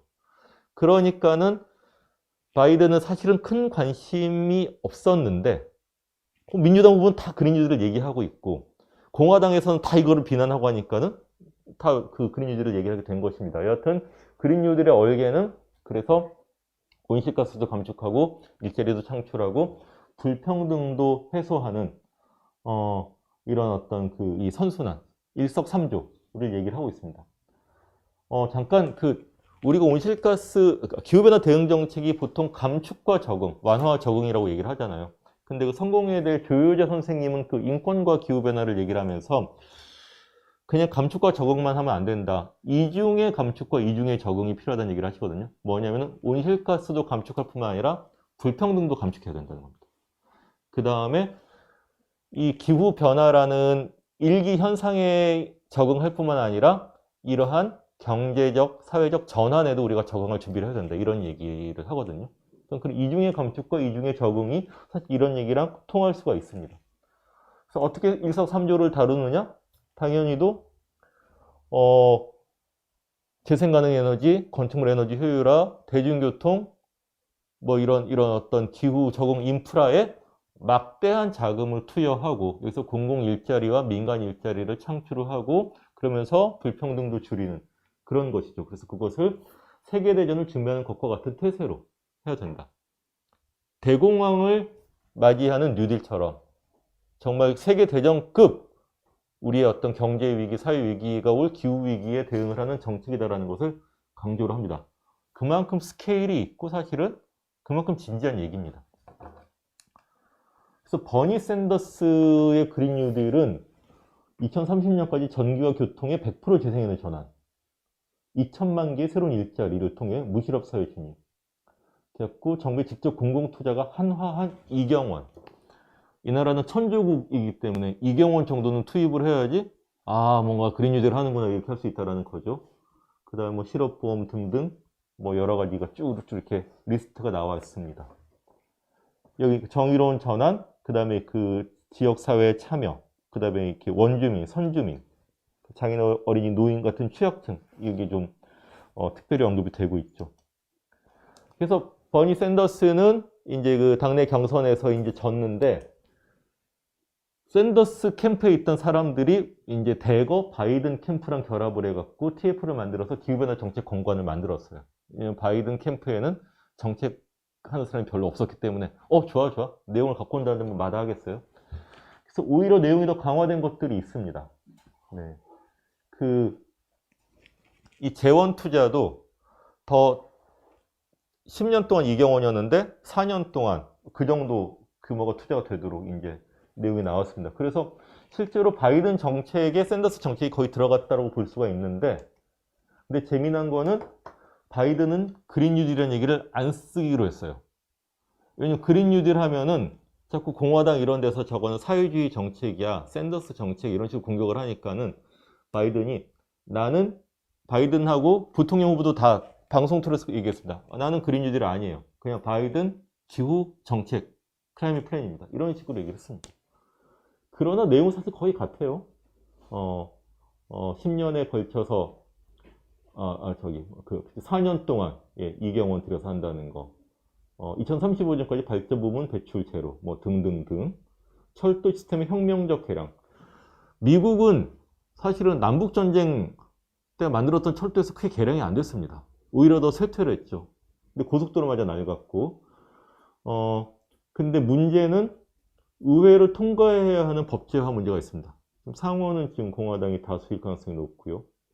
근데 프래킹하고 핵발전소는 그대로 두기로 뭐냐면 프래킹이라는 건 셰일가스를 개발하는 수압 파쇄법인데 좀 절충을 했죠.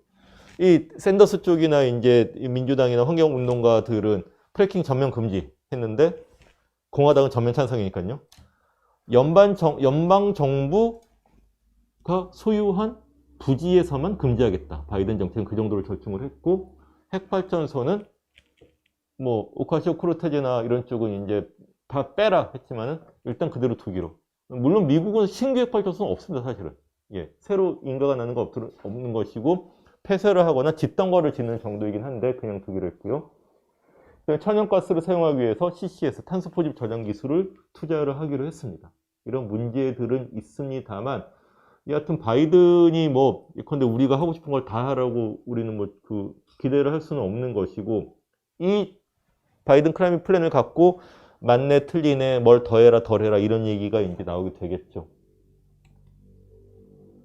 그러니까 여하튼 미국 환경운동가, 풀뿌리 운동가들은 이렇게 후퇴를 하고 타협한 것에 대해서 굉장히 비난을 하지만 한국 정책에 비해서는 투자 규모나 투자 방향이나 훨씬 구체적이고 실효 있는 수단들이 있다는 것을 중요하게 말씀을 드려야 됩니다.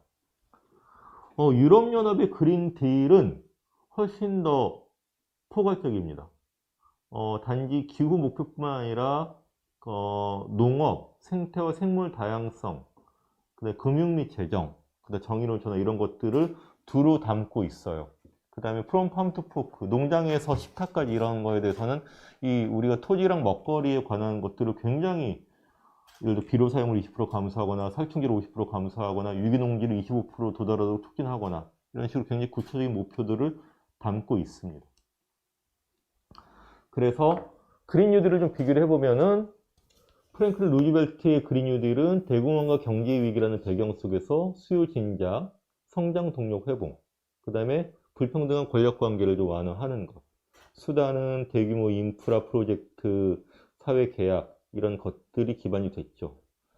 미국과 영국 등 유럽에서의 그린 뉴딜 또는 그린 딜은 이 동기하고 배경이 기후 위기, 고용 없는 경기 침체가 결합된 것이고요. 목적은 온실가스 감축과 에너지 전환, 그걸 통해서 성장 동력 회복, 일자리 확보, 그 다음에 정치사회 진보적인 개혁도 담겨 있습니다. 근데 과연 그걸로 충분하냐? 이런 얘기를 할 수가 있겠죠. 이 뒤로 조금 볼게요.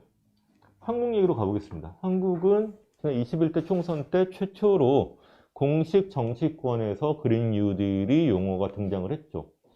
정의당은 거대한 전환 10년 프로젝트 그린 뉴딜 경제라고 얘기를 했고, 녹색당은 기후위기 막고 시민의 삶을 지키는 그린 뉴딜, 더불어민주당은 그린 뉴딜이라는 게 앞에는 안 나왔는데 지속 가능한 저탄소 경제 실현 얘기를 하고요. 그러면서 그린 뉴딜 기본법 이런 표현이 있습니다. 그래서 결국은 그린 뉴딜 정책이라고는 할 수가 있겠죠. 근데 이 주요 정책이나 수단이나 감축 목표를 보면은 조금 좀 파편적이었습니다. 그러나 정치권에서 이런 얘기가 나왔던 게 굉장히 중요한 일이긴 하죠. 근데 이게 유권자들 투표를 하는 기준이 됐거나 결과에 영향을 미쳤나는 솔직히 아닌 것 같습니다. 그렇죠? 지금 문 대통령을 지지하느냐 반대하느냐, 코로나 사태를 어떻게 대응을 할 거냐 말 거냐를 갖고 사실은 대부분의 어떤 이 선거는 좌우가 되긴 했습니다. 그랬기 때문에 총선이 지나고 거의 사실은 까먹었습니다. 그린 뉴딜 얘기가 사라졌었죠. 그런데 이제 그 코로나 사태 대응 얘기를 하면서 한국판 뉴딜 얘기를 하다가 이 문 대통령이 디지털 뉴딜 더하기 그린 뉴딜도 고려를 하자라고 해서 이게 갑자기 이제 그린 뉴딜이 이제 다시 급부상을 하게 됐습니다. 그래서 이 그린 뉴딜에 대해서도 12조 원 정도를 투자하는 그런 도시 공간 생활의 인프라 녹색 전환, 녹색 산업 혁신 생태계 구축, 저탄소 분산형 에너지 적산 이런 식으로 내용이 나왔는데 좀 문제가 있는 게 미국하고 유럽의 그린딜은 2050년 배출제로 온실가스 감축 목표를 위해서 이 경제와 산업수단을 배치를 한 게 그린 뉴딜, 그린딜이거든요. 근데 한국판 그린 뉴딜에는 온실가스 감축 목표가 사실 없습니다. 한국은 기후악당 국가고 약속을 못 지키고 있는데 그것하고 그린 뉴딜이 따로 제출이 된 거죠. 그리고 인프라 녹색 전환이면은 정말 건물하고 수송 얘기가 나와야 되는데 건물은 노후 공공 건축물만 얘기를 하고 있고 수송은 전기차 수소차를 늘리겠다는 얘기만 있어요. 사실 전기차 수소차를 늘린다고 온실가스가 줄어드는 게 아니거든요. 오히려 지금 우리나라 재생에너지가 5%밖에 안 되는데 재생에너지에서 나오는 전기가 30% 정도 되지 않으면은 전기차 수소차는 오히려 화석연료를 더 많이 쓰는 수단입니다. 왜냐면은 전기하고 수소가 다 석탄하고 천연가스에서 나오기 때문이죠. 그러면 수소차랑 전기차를 늘린다는 건 오히려 온실가스를 늘린다는 계획일 수밖에 없는 거예요. 그 이상하죠. 게다가 농업하고 먹거리 부문도 전혀 제외가 됐습니다. 뭐 이거 플랜 드로우다운에서는 3위와 4위의 수단 이 정도였는데 농림수산식품부는 아예 뭐 중요하지도 않은 것처럼 되어버렸죠. 이런 문제들이 있었고 지금 그린 뉴딜 정책이 구체화돼서 올해 확정이 됐는데 국무회의에서 여기도 큰 개선은 없는 상황입니다. 그래서 1.5도 목표 달성을 위한 실효성 있는 수단이 부족하고요. 신기술 개발과 기업 지원 중심의 성장 정책이 치중되어 있습니다. 이거는 기업만 지원한다는 문제가 아니라 온실가스를 더 늘린다는 거예요, 실제로. 그리고 국민과 사회에 대한 메시지가 미약하죠. 아, 이게 정말 얼만큼 어려운 일이지만 꼭 해야 될 일이고 이런 얘기를 안 하는 건 아닌데 또 하나는 이게 한국은 잘하고 있고 코로나도 대응 잘했듯이 우리의 무슨 그 새로운 성장 동력이 되고 뭐 국제사회에서 한국을 리드를 할 수 있고 이런 식으로 얘기를 하는 겁니다. 그럼 정말 뭐가 심각한 각오가 필요한지를 메시지가 안 오는 거죠. 반면에 임기 중에 정기요금 인상은 없을 겁니다. 이런 식을 얘기 같이 하는 거죠. 그래서 어려운 과제들을 차기 정부로서 늘리고 있습니다. 탄소세 얘기를 했는데 어느 정도 세율로 언제 도입할지 얘기를 안 해요. 전기요금 인상 얘기도 안 합니다. 석탄 화력하고 원자력 발전소를 짓고 있는 거를 안 짓거나 줄이겠다는 얘기를 적극적으로 안 합니다. 그러면서 신공항 얘기를 하고 있고, 그렇죠. 뭐 산악열차, 케이블카 얘기가 문통수 나오고. 결국은 그러면 차차기 정부가 더 큰 부담을 사실 질 수밖에 없는 거죠. 그래서 강의를 듣는 분들 중에서는 왜 저 강사는 그 문 대통령 흉보나 이렇게 화를 내실 수도 있지만 제 개인을 흉보려고 하는 것이 아니라 역대 정부들이 해왔던 정책 관성과 프레임이 있는데 이거를 문재인 정부가 뛰어넘기는 어려울 겁니다. 그러나 어떤 단추가 충분히 깨어지지 않았거나 이런 식으로 가면은 문제가 생긴다는 얘기는 안 하면 안 되는 거죠. 어려우면 어렵다는 얘기를 분명히 얘기를 해야 됩니다. 그게 좋은 정치죠. 그래서 한국이 그린 뉴딜의 중간 평가를 해보면 충분히 그린하지도 충분히 뉴하지도 어떤 거래나 사업이 있지도 않다. 이런 좀 말씀을 드릴 수밖에 없습니다. 그래서 이런 풍경들이 있는 겁니다. 한국 그린 뉴딜 발표를 했는데 그 며칠 뒤에 그 뉴욕타임즈에 그린피스 등이 광고를 했죠. 동남아의 석탄화력 발전소를 계속 투자를 하면서 그린 뉴딜이라고 얘기할 수가 있는 거냐. 한국의 온실가스 배출이 계속 늘어나는데 1.5도나 2도 목표로서 이렇게 줄여야 되는데 어떻게 할 것이냐. 근데 그러면서 이제 이 유럽 의회랑 공동 화상회의하고 이럴 때는 한국은 국제사회의 목표를 약속을 잘 이행하고 있고 배출 제로로 나아가고 있다는 얘기를 하고 있는데 어떻게 나오고 있느냐? 그거는 진짜 블랙박스인 겁니다. 그래서 정의로운 그린 뉴딜, 실제로 온실가스 감축에 기여하고 우리 어떤 경제를 전환하고 체질을 바꾸는 그린 뉴딜이 되려면 구조적 변화의 원칙이 필요하고요. 파리협정 전문에 명시된 기후 정의와 정의로운 전환의 원칙이 상기되어야 됩니다. 수단으로는 정부의 대규모 재정 투자가 충분해야 됩니다. 재생에너지, 에너지 효율화, 공공교통, 공공의료에 들어가야 되는 거죠. 그리고 기업 및 기득권 세력에 대한 강력한 규제가 필요합니다. 그리고 노동자, 특히 비정규직, 농민, 지역 주민, 그 다음에 사회적인 소수자와 취약층의 역량 강화가 수반되어야 되는 거죠. 그래서 좋은 걸 하는 것도 중요하지만은 나쁜 걸 하지 말아야 하는 것도 중요합니다. 삼척 블루파워 같은 그 석탄 신규 화력 발전소 건설은 중단되어야 되는 것이고요. 제주 제2공항이나 가덕 신공항 같은 것들 건설이 중단되어야 되는 것이죠. 그리고 두산중공업이나 항공사를 지원할 때는 고용을 유지하고 기후보호를 하는 전환을 하는 조건을 부여해서 지원을 해야지 무조건 뭐 기업이 어렵다고 해갖고 뭐 몇 조 원씩 주면은 사실은 이건 밑빠진 독에 물 붓기밖에 안 되는 거죠. 여기서 조금 다른 사례를 보여드리자면은 프랑스 파리의 그 안느 이달고 시장이 그 몇 달 전에 재선이 됐습니다. 근데 이 선거 공약으로 나온 게 파리를 위한 선언인데 이런 내용들이 있어요.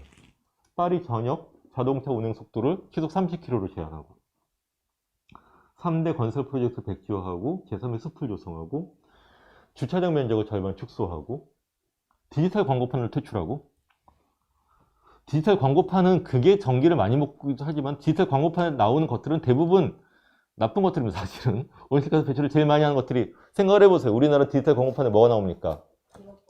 그렇죠. 자동차 광고, 아파트 광고, 핸드폰 광고 이런 것들이죠. 그리고 에어비앤비 주택을 사들여 저렴한 공공임대주택을 확보한다. 파리 시민의 식량 주권을 확보한다. 로컬 푸드, 옥상 농장, 이 축산업 전환, 공공급식의 채식식단 이런 겁니다. 진짜 코로나와 기후위기 시대에 필요한 게 사실 이런 거죠. 새로운 신산업이 필요한 게 아닌 거예요. 그래서 저는 혹시 이 사진 아실지 모르겠는데 8년 전입니다. 팔당 두물머리의 사진인데 이때가 그 이명박 정부가 그 4대강 사업 막 추진할 때 그때 팔당 유기농 단지가 크게 있었어요. 이쪽에 여러분 두물머리 가면은 그 황포도배랑 그 연꽃 앞에서 사진만 찍고 오시는데 조금 더 가면 여기 옛날에 그 비닐하우스랑 노지에 그 유기농 단지가 있었고 이쪽 그 수종사 아래쪽 진중면 쪽도 다 유기농 단지였어요. 그래갖고 수도권에 유기농 야채를 상당량을 공급을 했습니다. 그래서 세계 유기농 박람회도 여기서 했어요. 그런데 갑자기 여기가 뭐 분뇨나 질소 이런 것 때문에 한강 상수원을 오염시킨다. 팔당 유기농이 이렇게 누명을 씌워갖고선 다 내쫓기로 했죠. 왜냐하면 거기다 이제 강변공원하고 자전거 도로를 만들어야 된다는 이유로. 말이 되냐? 이러면서 이게 이 남은 농가가 마지막에 네 농가가 남아서 저항을 했고 막 텐트 치고 여기서 막 그냥 몇 달을 싸웠습니다. 다른 데서도 연대로 와서. 그리고 이때 야당이었던 민주당 의원들도 와서 이제 지원을 했어요. 근데 이때 나온 구호가 공사 말고 농사, 발전 말고 밭전이었습니다. 기가 막힌 거예요. 저는 이거 보고 와, 그걸 되게 잘 졌지? 근데 이 싸움은 이제 졌다고 봐야 되죠. 합의, 대체, 생태 체험공원을 만들기로 합의는 했지만은 이 이행은 잘 안 되고 있고, 일단은 그 후퇴를 한 싸움인데, 근데 저는 그 이후에도 문득문득 이 구호가 생각이 났어요. 공사 말고 농사, 발전 말고 밭전. 근데 이 코로나와 기후위기 시대에는 더 생각이 나는 거예요. 이게 그린 뉴딜만 훨씬 더 중요한 거 아닌가? 정말 온실가스를 줄이면서도 지역의 어떤 회복력, 대응력, 지역의 연대를 강화하고 비상 상황에 대해서 이제 우리 안전장치를 만들고. 근데 그린 뉴딜은 정작 한국은 농림식품부는 빠져 있고 이상한 거죠. 그래서 저는 그린 뉴딜보다 더 중요한 우리나라의 국가 비전은 공사 말고 농사, 발전 말고 발전이 아니겠나라는 말을 강의 때마다 요즘 하고 있습니다. 그 다음에 3시, 4시 반이 다가가고 있네요. 바이러스 얘기는 잠깐만 할게요. 코로나 바이러스와 기후위기의 관계에 대해서는 지금 많은 게 뉴스에도 막 얘기가 나와갖고 근데 여튼 불필요한 생산과 이동을 줄일 수 있다면 얼만큼 대기질이 개선되고 온실가스가 줄 수 있는지를 보여줬죠, 우리가. 그런데 이 락다운 때 뉴욕은 온실가스 배출량이 10% 줄었고 파리는 72%가 줄었다고 합니다. 왜 이런 차이가 나오냐 하면은 락다운을 해도 이 관내에서 석탄화력 발전소가 계속 가동되는 게 있으면 별로 안 줄겠죠. 근데 파리는 관광객이 없어지다 보니까는 72% 줄었다는 겁니다. 그래서 굉장히 힌트가 되는 거예요. 그리고 이제까지 역사적으로 보면은 큰 위기 때마다 온실가스 배출이 줄었는데 금방 또 반등을 했습니다. 그러니까 스페인 독감 때 그랬고요. 이 대공황 때도 13%가 줄었어요. 곧 반등을 했죠. 2차 대전 끝날 때도 7% 줄었었고 그 다음에 70년대 후반 1, 2차 석유 파동까지는 굉장히 구조적으로 온실가스 배출량이 늘어나죠. 이거는 왜 그럴지 당연히 짐작이 되죠. 전후에 집집마다 세탁기, 텔레비전, 자동차, 뭐 오븐 이런 것들을 가동하기 시작을 했으니까요. 그래서 별로 안 주는 겁니다. 그리고 금융위기나 이럴 때, 그러나 코로나19로 인해서 올해 5에서 10%줄 것으로 예상이 되는데, 그러나 줄어든 거는 수송하고 제조에서 줄어든 것이고, 전력이나 빌딩이나 토지 이용에 대해서는 별로 안 줄어들죠. 코로나 영향이 별로 없습니다. 그래서 그런데 그 다음에 코로나 대응 정책이 각국이 다 과거로의 회복이잖아요, 주로. 다시 경기를 진작시키고 산업활동을 이제 회복하고. 그러면 온실가스 배출은 다시 늘어나겠죠. 반등을 하게 되면 이렇게 되는 것이고요. 파리에서 약속한 게 저 빨간 굵은 선 정도고, 2도나 1.5도 경로로 가려면 이 정도로 지속적으로 구조적으로 온실가스 배출이 줄어들어야 됩니다. 그래서 마찬가지로 그린 뉴딜도 온실가스 감축점에서 의미가 있으려면 이런 거를 담보하고 실현할 수 있는 그린 뉴딜이 돼야 되는 거죠. 반면에 코로나 상황에서 폐기물, 일회용품이 산을 이루고 있고, 한편으로는 자동차가 줄어든 것 같은데 대중교통 이용에 제약이 생기고, 그 다음에 언택트, 뭐 드라이브 스루 검사 이런 거 하면서 승용차 이용이 오히려 늘어나기도 하고, 판매가 늘어났습니다. 사실은 올 봄에. 항공은 확실히 줄어들고는 있죠. 그러나 코로나 위기와 기후 위기가 뿌리가 같음에도 불구하고 뭐 매일 몇백 명, 몇천 명씩 확진자가 생기고 사람이 죽는 게 너무 부담스러우니 기후 위기 대응은 좀 뒤로 미루자는 어떤 조짐들이 여러 나라에서 벌어지고 있습니다. 그러나 이런 거죠. 지금 이 의사 선생님들이 지금의 기후 위기 파도만 넘어서면 우린 다시 행복해질 수 있을까라는 얘기를 하고 있는데, 그 뒤에는 보이지 않는 더 큰 파도, 기후 위기 파도가 오고 있는 거죠. 코로나 때문에 잠깐 지구가 깨끗해진 것 같지만 이게 지속된다는 건 아닙니다. 그래서 코비드19 이후에 다가오는 경제 위기가 있고, 이빨이 너무 커서 뭔지도 모르는 기후 위기는 더 크게 다가올 수도 있다라는. 그래서 우리는 코로나19와 기후 위기를 같이 극복하거나 넘을 준비를 하는 것, 아니면은 이 백신과 치료제를 통해서 코로나 바이러스만을 넘어서려고 하는 것, 결국은 큰 차이를 보일 수밖에 없습니다. 거의 마지막인데요. 지금 녹색 성장, 그린 뉴딜, 탈성장 이렇게 그 원이 세 개가 교차를 하고 있는데, 녹색 성장은 성장도 하면서 일자리도 만들면서 환경도 챙기고 이런 거죠. 그린 뉴딜은 일자리, 불평등, 환경을 같이 잡겠다. 그런데 이 세 개가 교집합도 있지만 여집합도 있죠. 그러니까는 말 잘하는 정치인들은 저는 저 세 가지 다 중요하다고 생각하고요, 다 잘할 수 있습니다라고 얘기를 하겠죠. 그러나 진지하고 정직한 사람은 뭔가 포기를 하거나 선택을 해야 될 일이다라고 얘기를 하겠죠. 그래서 소비와 생산을 지금처럼 계속할 수는 없다. 일정한 어떤 경제 성장을 줄이거나 아니면 상대화해야 된다는, 이게 탈성장의 어떤 제안입니다. 우리가 이제까지 배웠던 경제학에서는 중요한 그래프가 제가 생각하기엔 두 가지였던 것 같아요. 하나는 매년 3, 4%씩 GDP가 계속 성장해야지 경제가 제대로 굴러간다. 그래야지 일자리도 만들어지고 세금도 거치고 뭐 복지도 가능하고 이런 거였죠. 그러나 사실은 대부분의 OECD 국가는 제로 성장 상태입니다. 성장이 포화에 이르죠. 그럼에도 우리는 그렇게 성장을 하지 못하는 정부는 실패한 정부, 무능한 정부고, 다음 선거에서는 선택받지 못하는 정부라고 생각을 합니다. 또 하나의 그래프는 공급 곡선과 수요 곡선, 이게 일치할 때 균형 가격이 형성이 돼서 이게 이제 보이지 않는 손이 시장을 다 이제 알아서 움직여서 그 사회를 이끌어 갈 거다라는 기대죠. 근데 그 두 그래프로 해결이 안 된다는 게 이 도넛 모양일 것 같아요.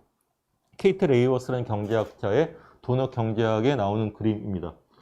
이 도넛의 안쪽 고리는 이 고리보다 떨어지면 인간의 존엄성을 지킬 수가 없다는 거예요. 식량, 보건, 교육, 일자리, 소득, 성평등, 주거, 에너지 이런 게 일정 수준 이상이 보장이 되어야 된다는 거죠. 근데 이 도넛의 바깥고리는 이 바깥고리를 넘어서면은 생태계의 용량을 초과해서 균형이 무너져서 모두가 위험해질 수 있다는 겁니다. 해양의 산성화, 질소화인, 담수 고갈, 생물 종다양성 손실, 오존층 파괴, 기후변화. 이미 한계를 넘어서는 것들도 있고 과학자들도 이게 얼만큼 더 위험해질지를 아직도 충분히 모르는 그런 것들입니다. 그럼 우리가 균형을 찾아가는 안전하고 정의로운 세계에서 살려면 이 도넛의 계속된 성장이 아니라 도넛의 면적을 지키고 유지할 수 있는 경제 정책의 목표, 경제 활동의 목표 또는 우리 행복의 어떤 잣대가 새로 필요하게 되는 것이죠. 자, 그래서 지금 뭐 기후 실천, 기후 행동 이런 걸로 뭘 할 수 있을지를 많이 물어보시는데 그 얘기를 이제 마무리하겠습니다. 보통 개인과 가계의 기후 행동 얘기를 하는데 저는 이거 너무 강조하고 싶지 않다는 말씀 드렸었고, 근데 여기서 대표적인 개념이 탄소 발자국이에요. 요즘 SK 광고 보십니까? 미래의 기술은 탄소 발자국을 남기지 않습니다. SK 이런 광고를 막 하고 있죠. 또 나비엔인가요? 어머니 친환경 보일러가 뭔가요? 하니까 어머니가 깜짝 놀라는 그런 광고가 나오고 있습니다. 그래서 각 어떤 제품이 생산하고 이용될 때 얼만큼 CO2가 배출이 되는가를 계산하는 게 탄소 발자국입니다. 의미는 중요하게 있어요. 예를 들어서 같은 1인분을 먹을 때 된장찌개 1인분이 탄소 발자국이 요만큼이면 평양냉면은 이만큼입니다. 소고기 육수를 쓰기 때문이에요. 근데 그런 것들을 의식하고 우리가 줄이려고 노력을 하는 건 중요한 일인데, 문제는 이 개인의 탄소 발자국을 합친다고 우리나라 총 배출량이 나오느냐? 절대로 아닙니다. 1000분의 1로 하면 안 나올 거예요. 우리가 전기를 덜 쓰는 가전제품을 쓰거나 이 베란다 태양광을 하는 것들은 의미가 있지만은 더 큰 실천과 과제로 연결이 돼야 됩니다.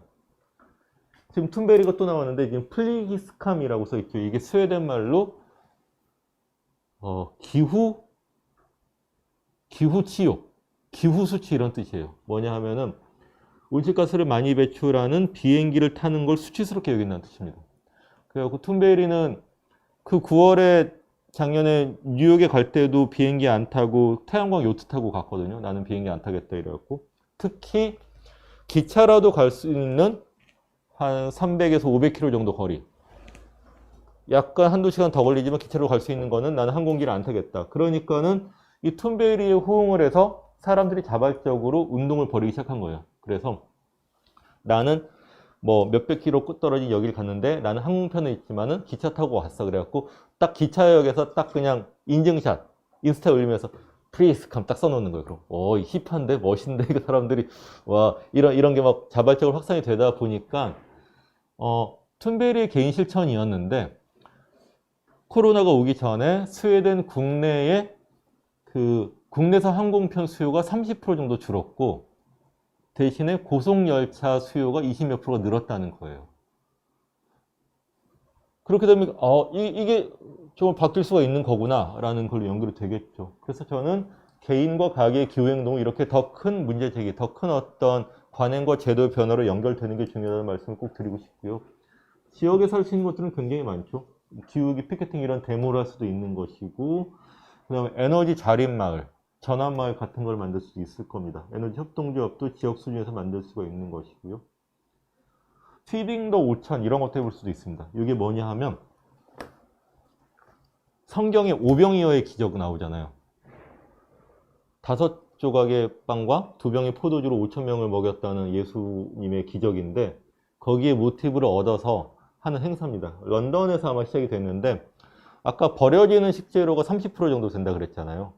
근데 그런 것들을 다 모으라고 합니다. 그러면은 조금만 상처난 브로콜리는 이 수퍼에 안 나오고 그냥 버려진다는 거예요? 아니면은 우리가 유통기한이 지났다고 못 먹게 되는 건 아니죠. 그런 것들은 맛과 영양에는 관계가 없는데 안 팔리는 거죠. 그래서 그런 것들을 집에서든 식당에서든 슈퍼에서든 다 갖고 나오라고 하는 거예요. 그래갖고 딱 일요일 아침에 딱 그걸 광장에서 딱 모아놓고 이 모아진 재료를 보고 셰프들이 뭘 할지 메뉴를 결정합니다. 그 셰프들이 하니까 뭐 냉장고로 부탁해 비슷한 거예요. 그래갖고 그럴듯하겠죠. 맛하고 영양을 비슷하게 만들겠죠. 딱 해갖고 이제 이거를 5,000명이든 무인세를 나눠 먹는 거예요. 나눠 먹는 게 그냥 하는 게 아니라 그래서 레시피도 알려주고 강의를 합니다.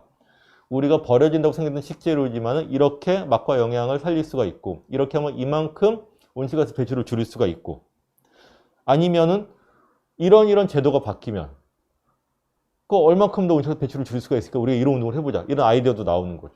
우리의 생활 속의 매개를 갖고선 굉장히 기후위기나 인식을 확대할 수 있는 그런 방식인 것 같은데, 코로나 때문에 이게 우리가 해볼 수가 없는데, 그러나 뭐 동네에서 하는 뭐 바자회나 이런 장터랑 별로 그걸 좀 응용을 하면 될 것 같습니다. 시민단체 조직이 할 수 있는 일들 너무너무 많죠. 각 정당의 정책을 평가한다든지, 청소년 기후소송에 대해서 법률적으로 지원을 한다든지, 아니면 코로나 때문에 모일 수가 없으니까 신발을 모아놓고 시위를 한다든지, 뭐 교육활동을 한다든지, 너무너무 할 게 많습니다. 그다음 지자체가 할 수 있는 것들도 굉장히 많죠. 근데 저는 이 서울시 원전 하나 줄이기 이런 것도 굉장히 좋긴 한데, 그러나 작은 지자체, 특히 기초로 가면은 공무원들도 몇 명 안 되고 너무 역량이 없기 때문에 사실 할 수 있는 게 많지 않은데, 이런 식으로 지역에 사는 그린 일을 너무 하다 보면은 테이프 끊고 사진 찍고 예산 사업 한 번 하고 교육활동하고 모두 끝인 경우가 많아요. 그래서 저는 그린 뉴딜이 굉장히 거대하고 진지한 일인데, 너무 지역 그린 뉴딜이 되다 보니까는 너무 이게 좀 너무 경량화 되는 게 아닌가. 근데 중앙정부가 할 걸 안 하니까는 지역에서라도 한다, 그런 말은 필요하지만은 좀 그런 고민은 있습니다. 그리고 지자체가 할 수 있는 거는 도시계획에서 기후 요소를 적용하는 거예요. 프라이브루크 같은 생태도시를 만든다든지, 아폴로 동맹은 지역에서 에너지 자립하고 공공 일자리 창출하고 이런 것들을 노동조합하고 같이 협약을 맺는 그런 것이죠. 중요한 건 정부와 기업이죠. 번드르르한 얘기를 하는데 제일 일을 많이 해야 될 게 청와대, 국회, 기업들인데, 사실은 진짜 의미 있는 걸 하느냐라는 게 어려운 일입니다. 단적으로 두 가지만 말씀드릴게요. 파리 협정 때 파리 기후변화 총회로 후원했던 기업들이에요. 프랑스 발전회사, 전력회사, 항공회사, 미슐랭 가이드 만드는 미쉐린 타이어 회사죠. 타이어 회사, BNP 파리바스 이런 거는 이 화석연료에다가 투자, 금융을 제공하는 회사들. 이런 데가 후원을 하니까 어떻게 되겠습니까? 파리 협정의 의제와 프레임을 이런 식으로 기업의 손해가 가지 않는 선에서 만드는 겁니다. 반면에 많은 기업들은 그린워싱, 녹색 분출로 활용을 할 수가 있는 거죠. 실제로 계속 온실가스 배출하면서 우리는 이런 녹색 기술도 합니다.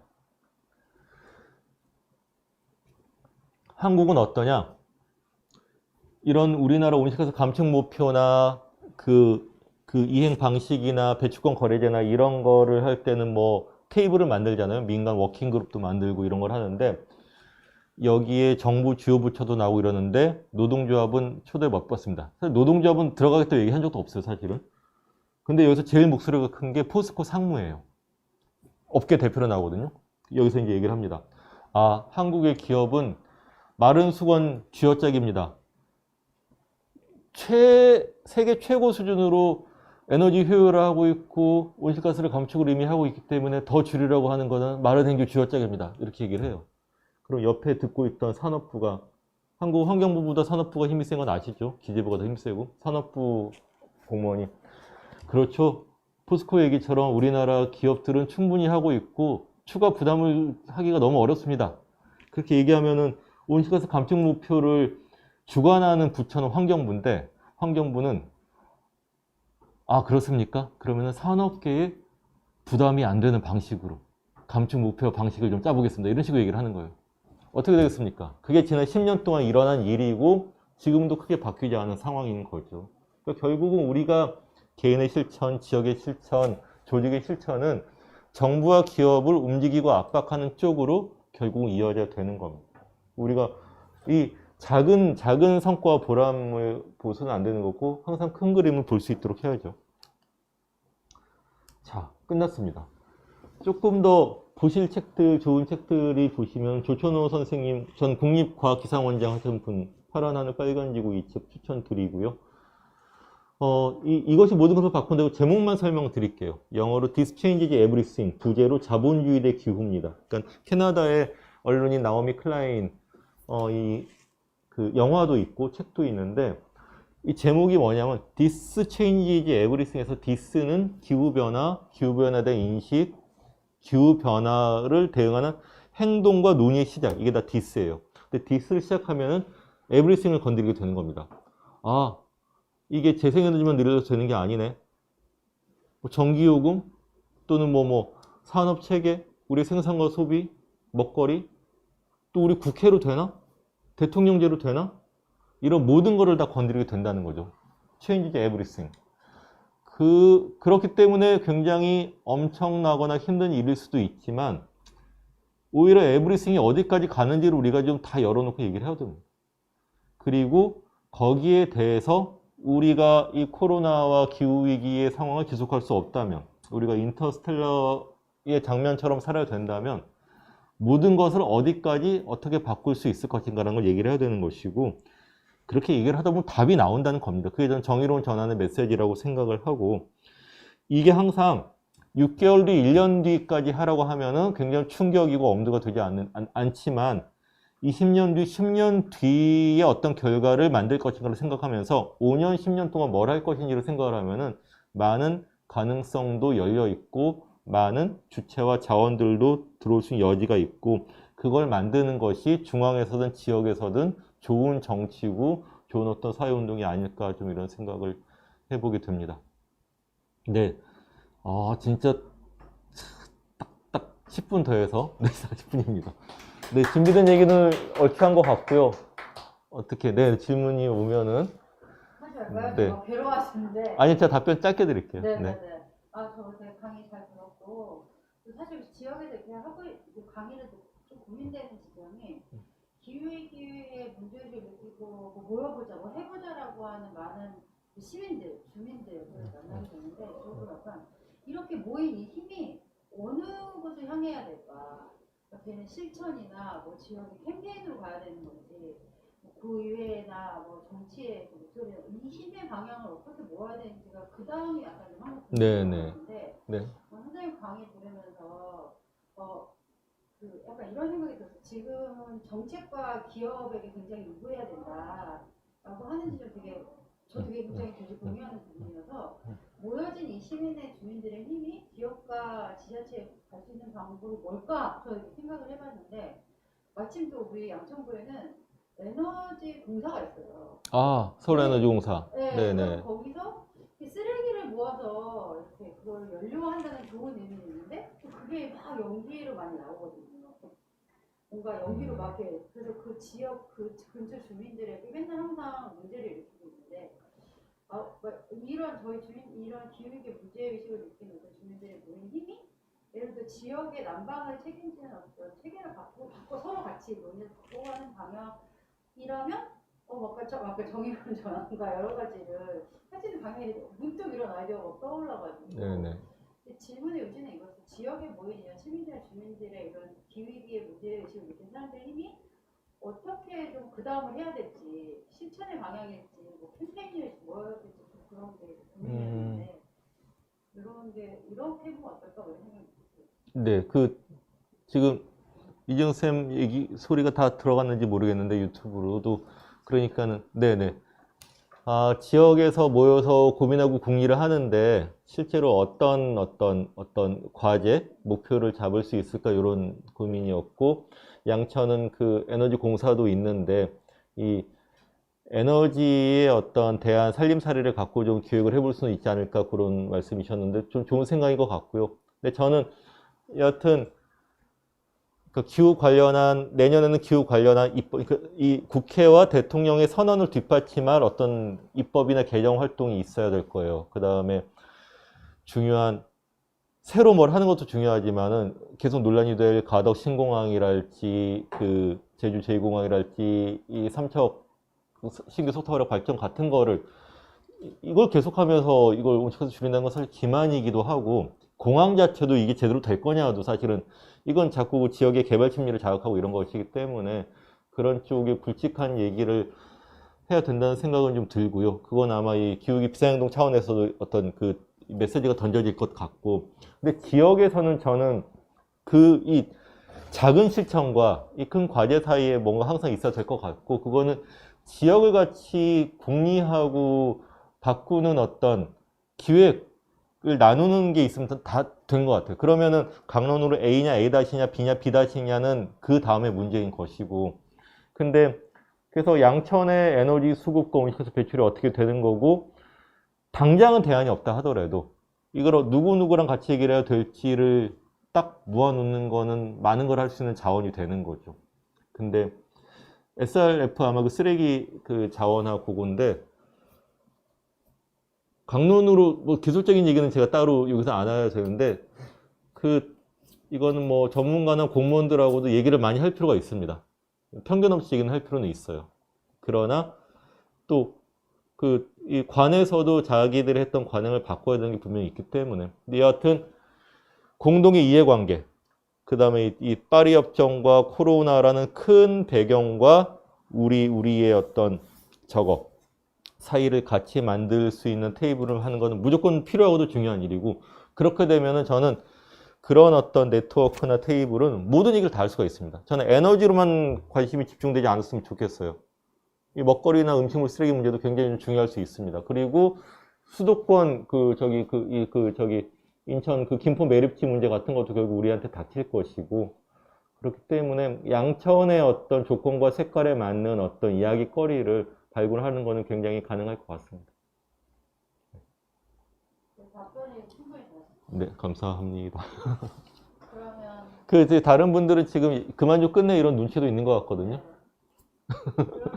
끝내도록 할까요? 네. 오늘 멀리 여기까지 와주셔서 너무 감사드리고 강의를 마치도록 하겠습니다. 목소리도 안 나가지만 네, 감사합니다. 감사합니다.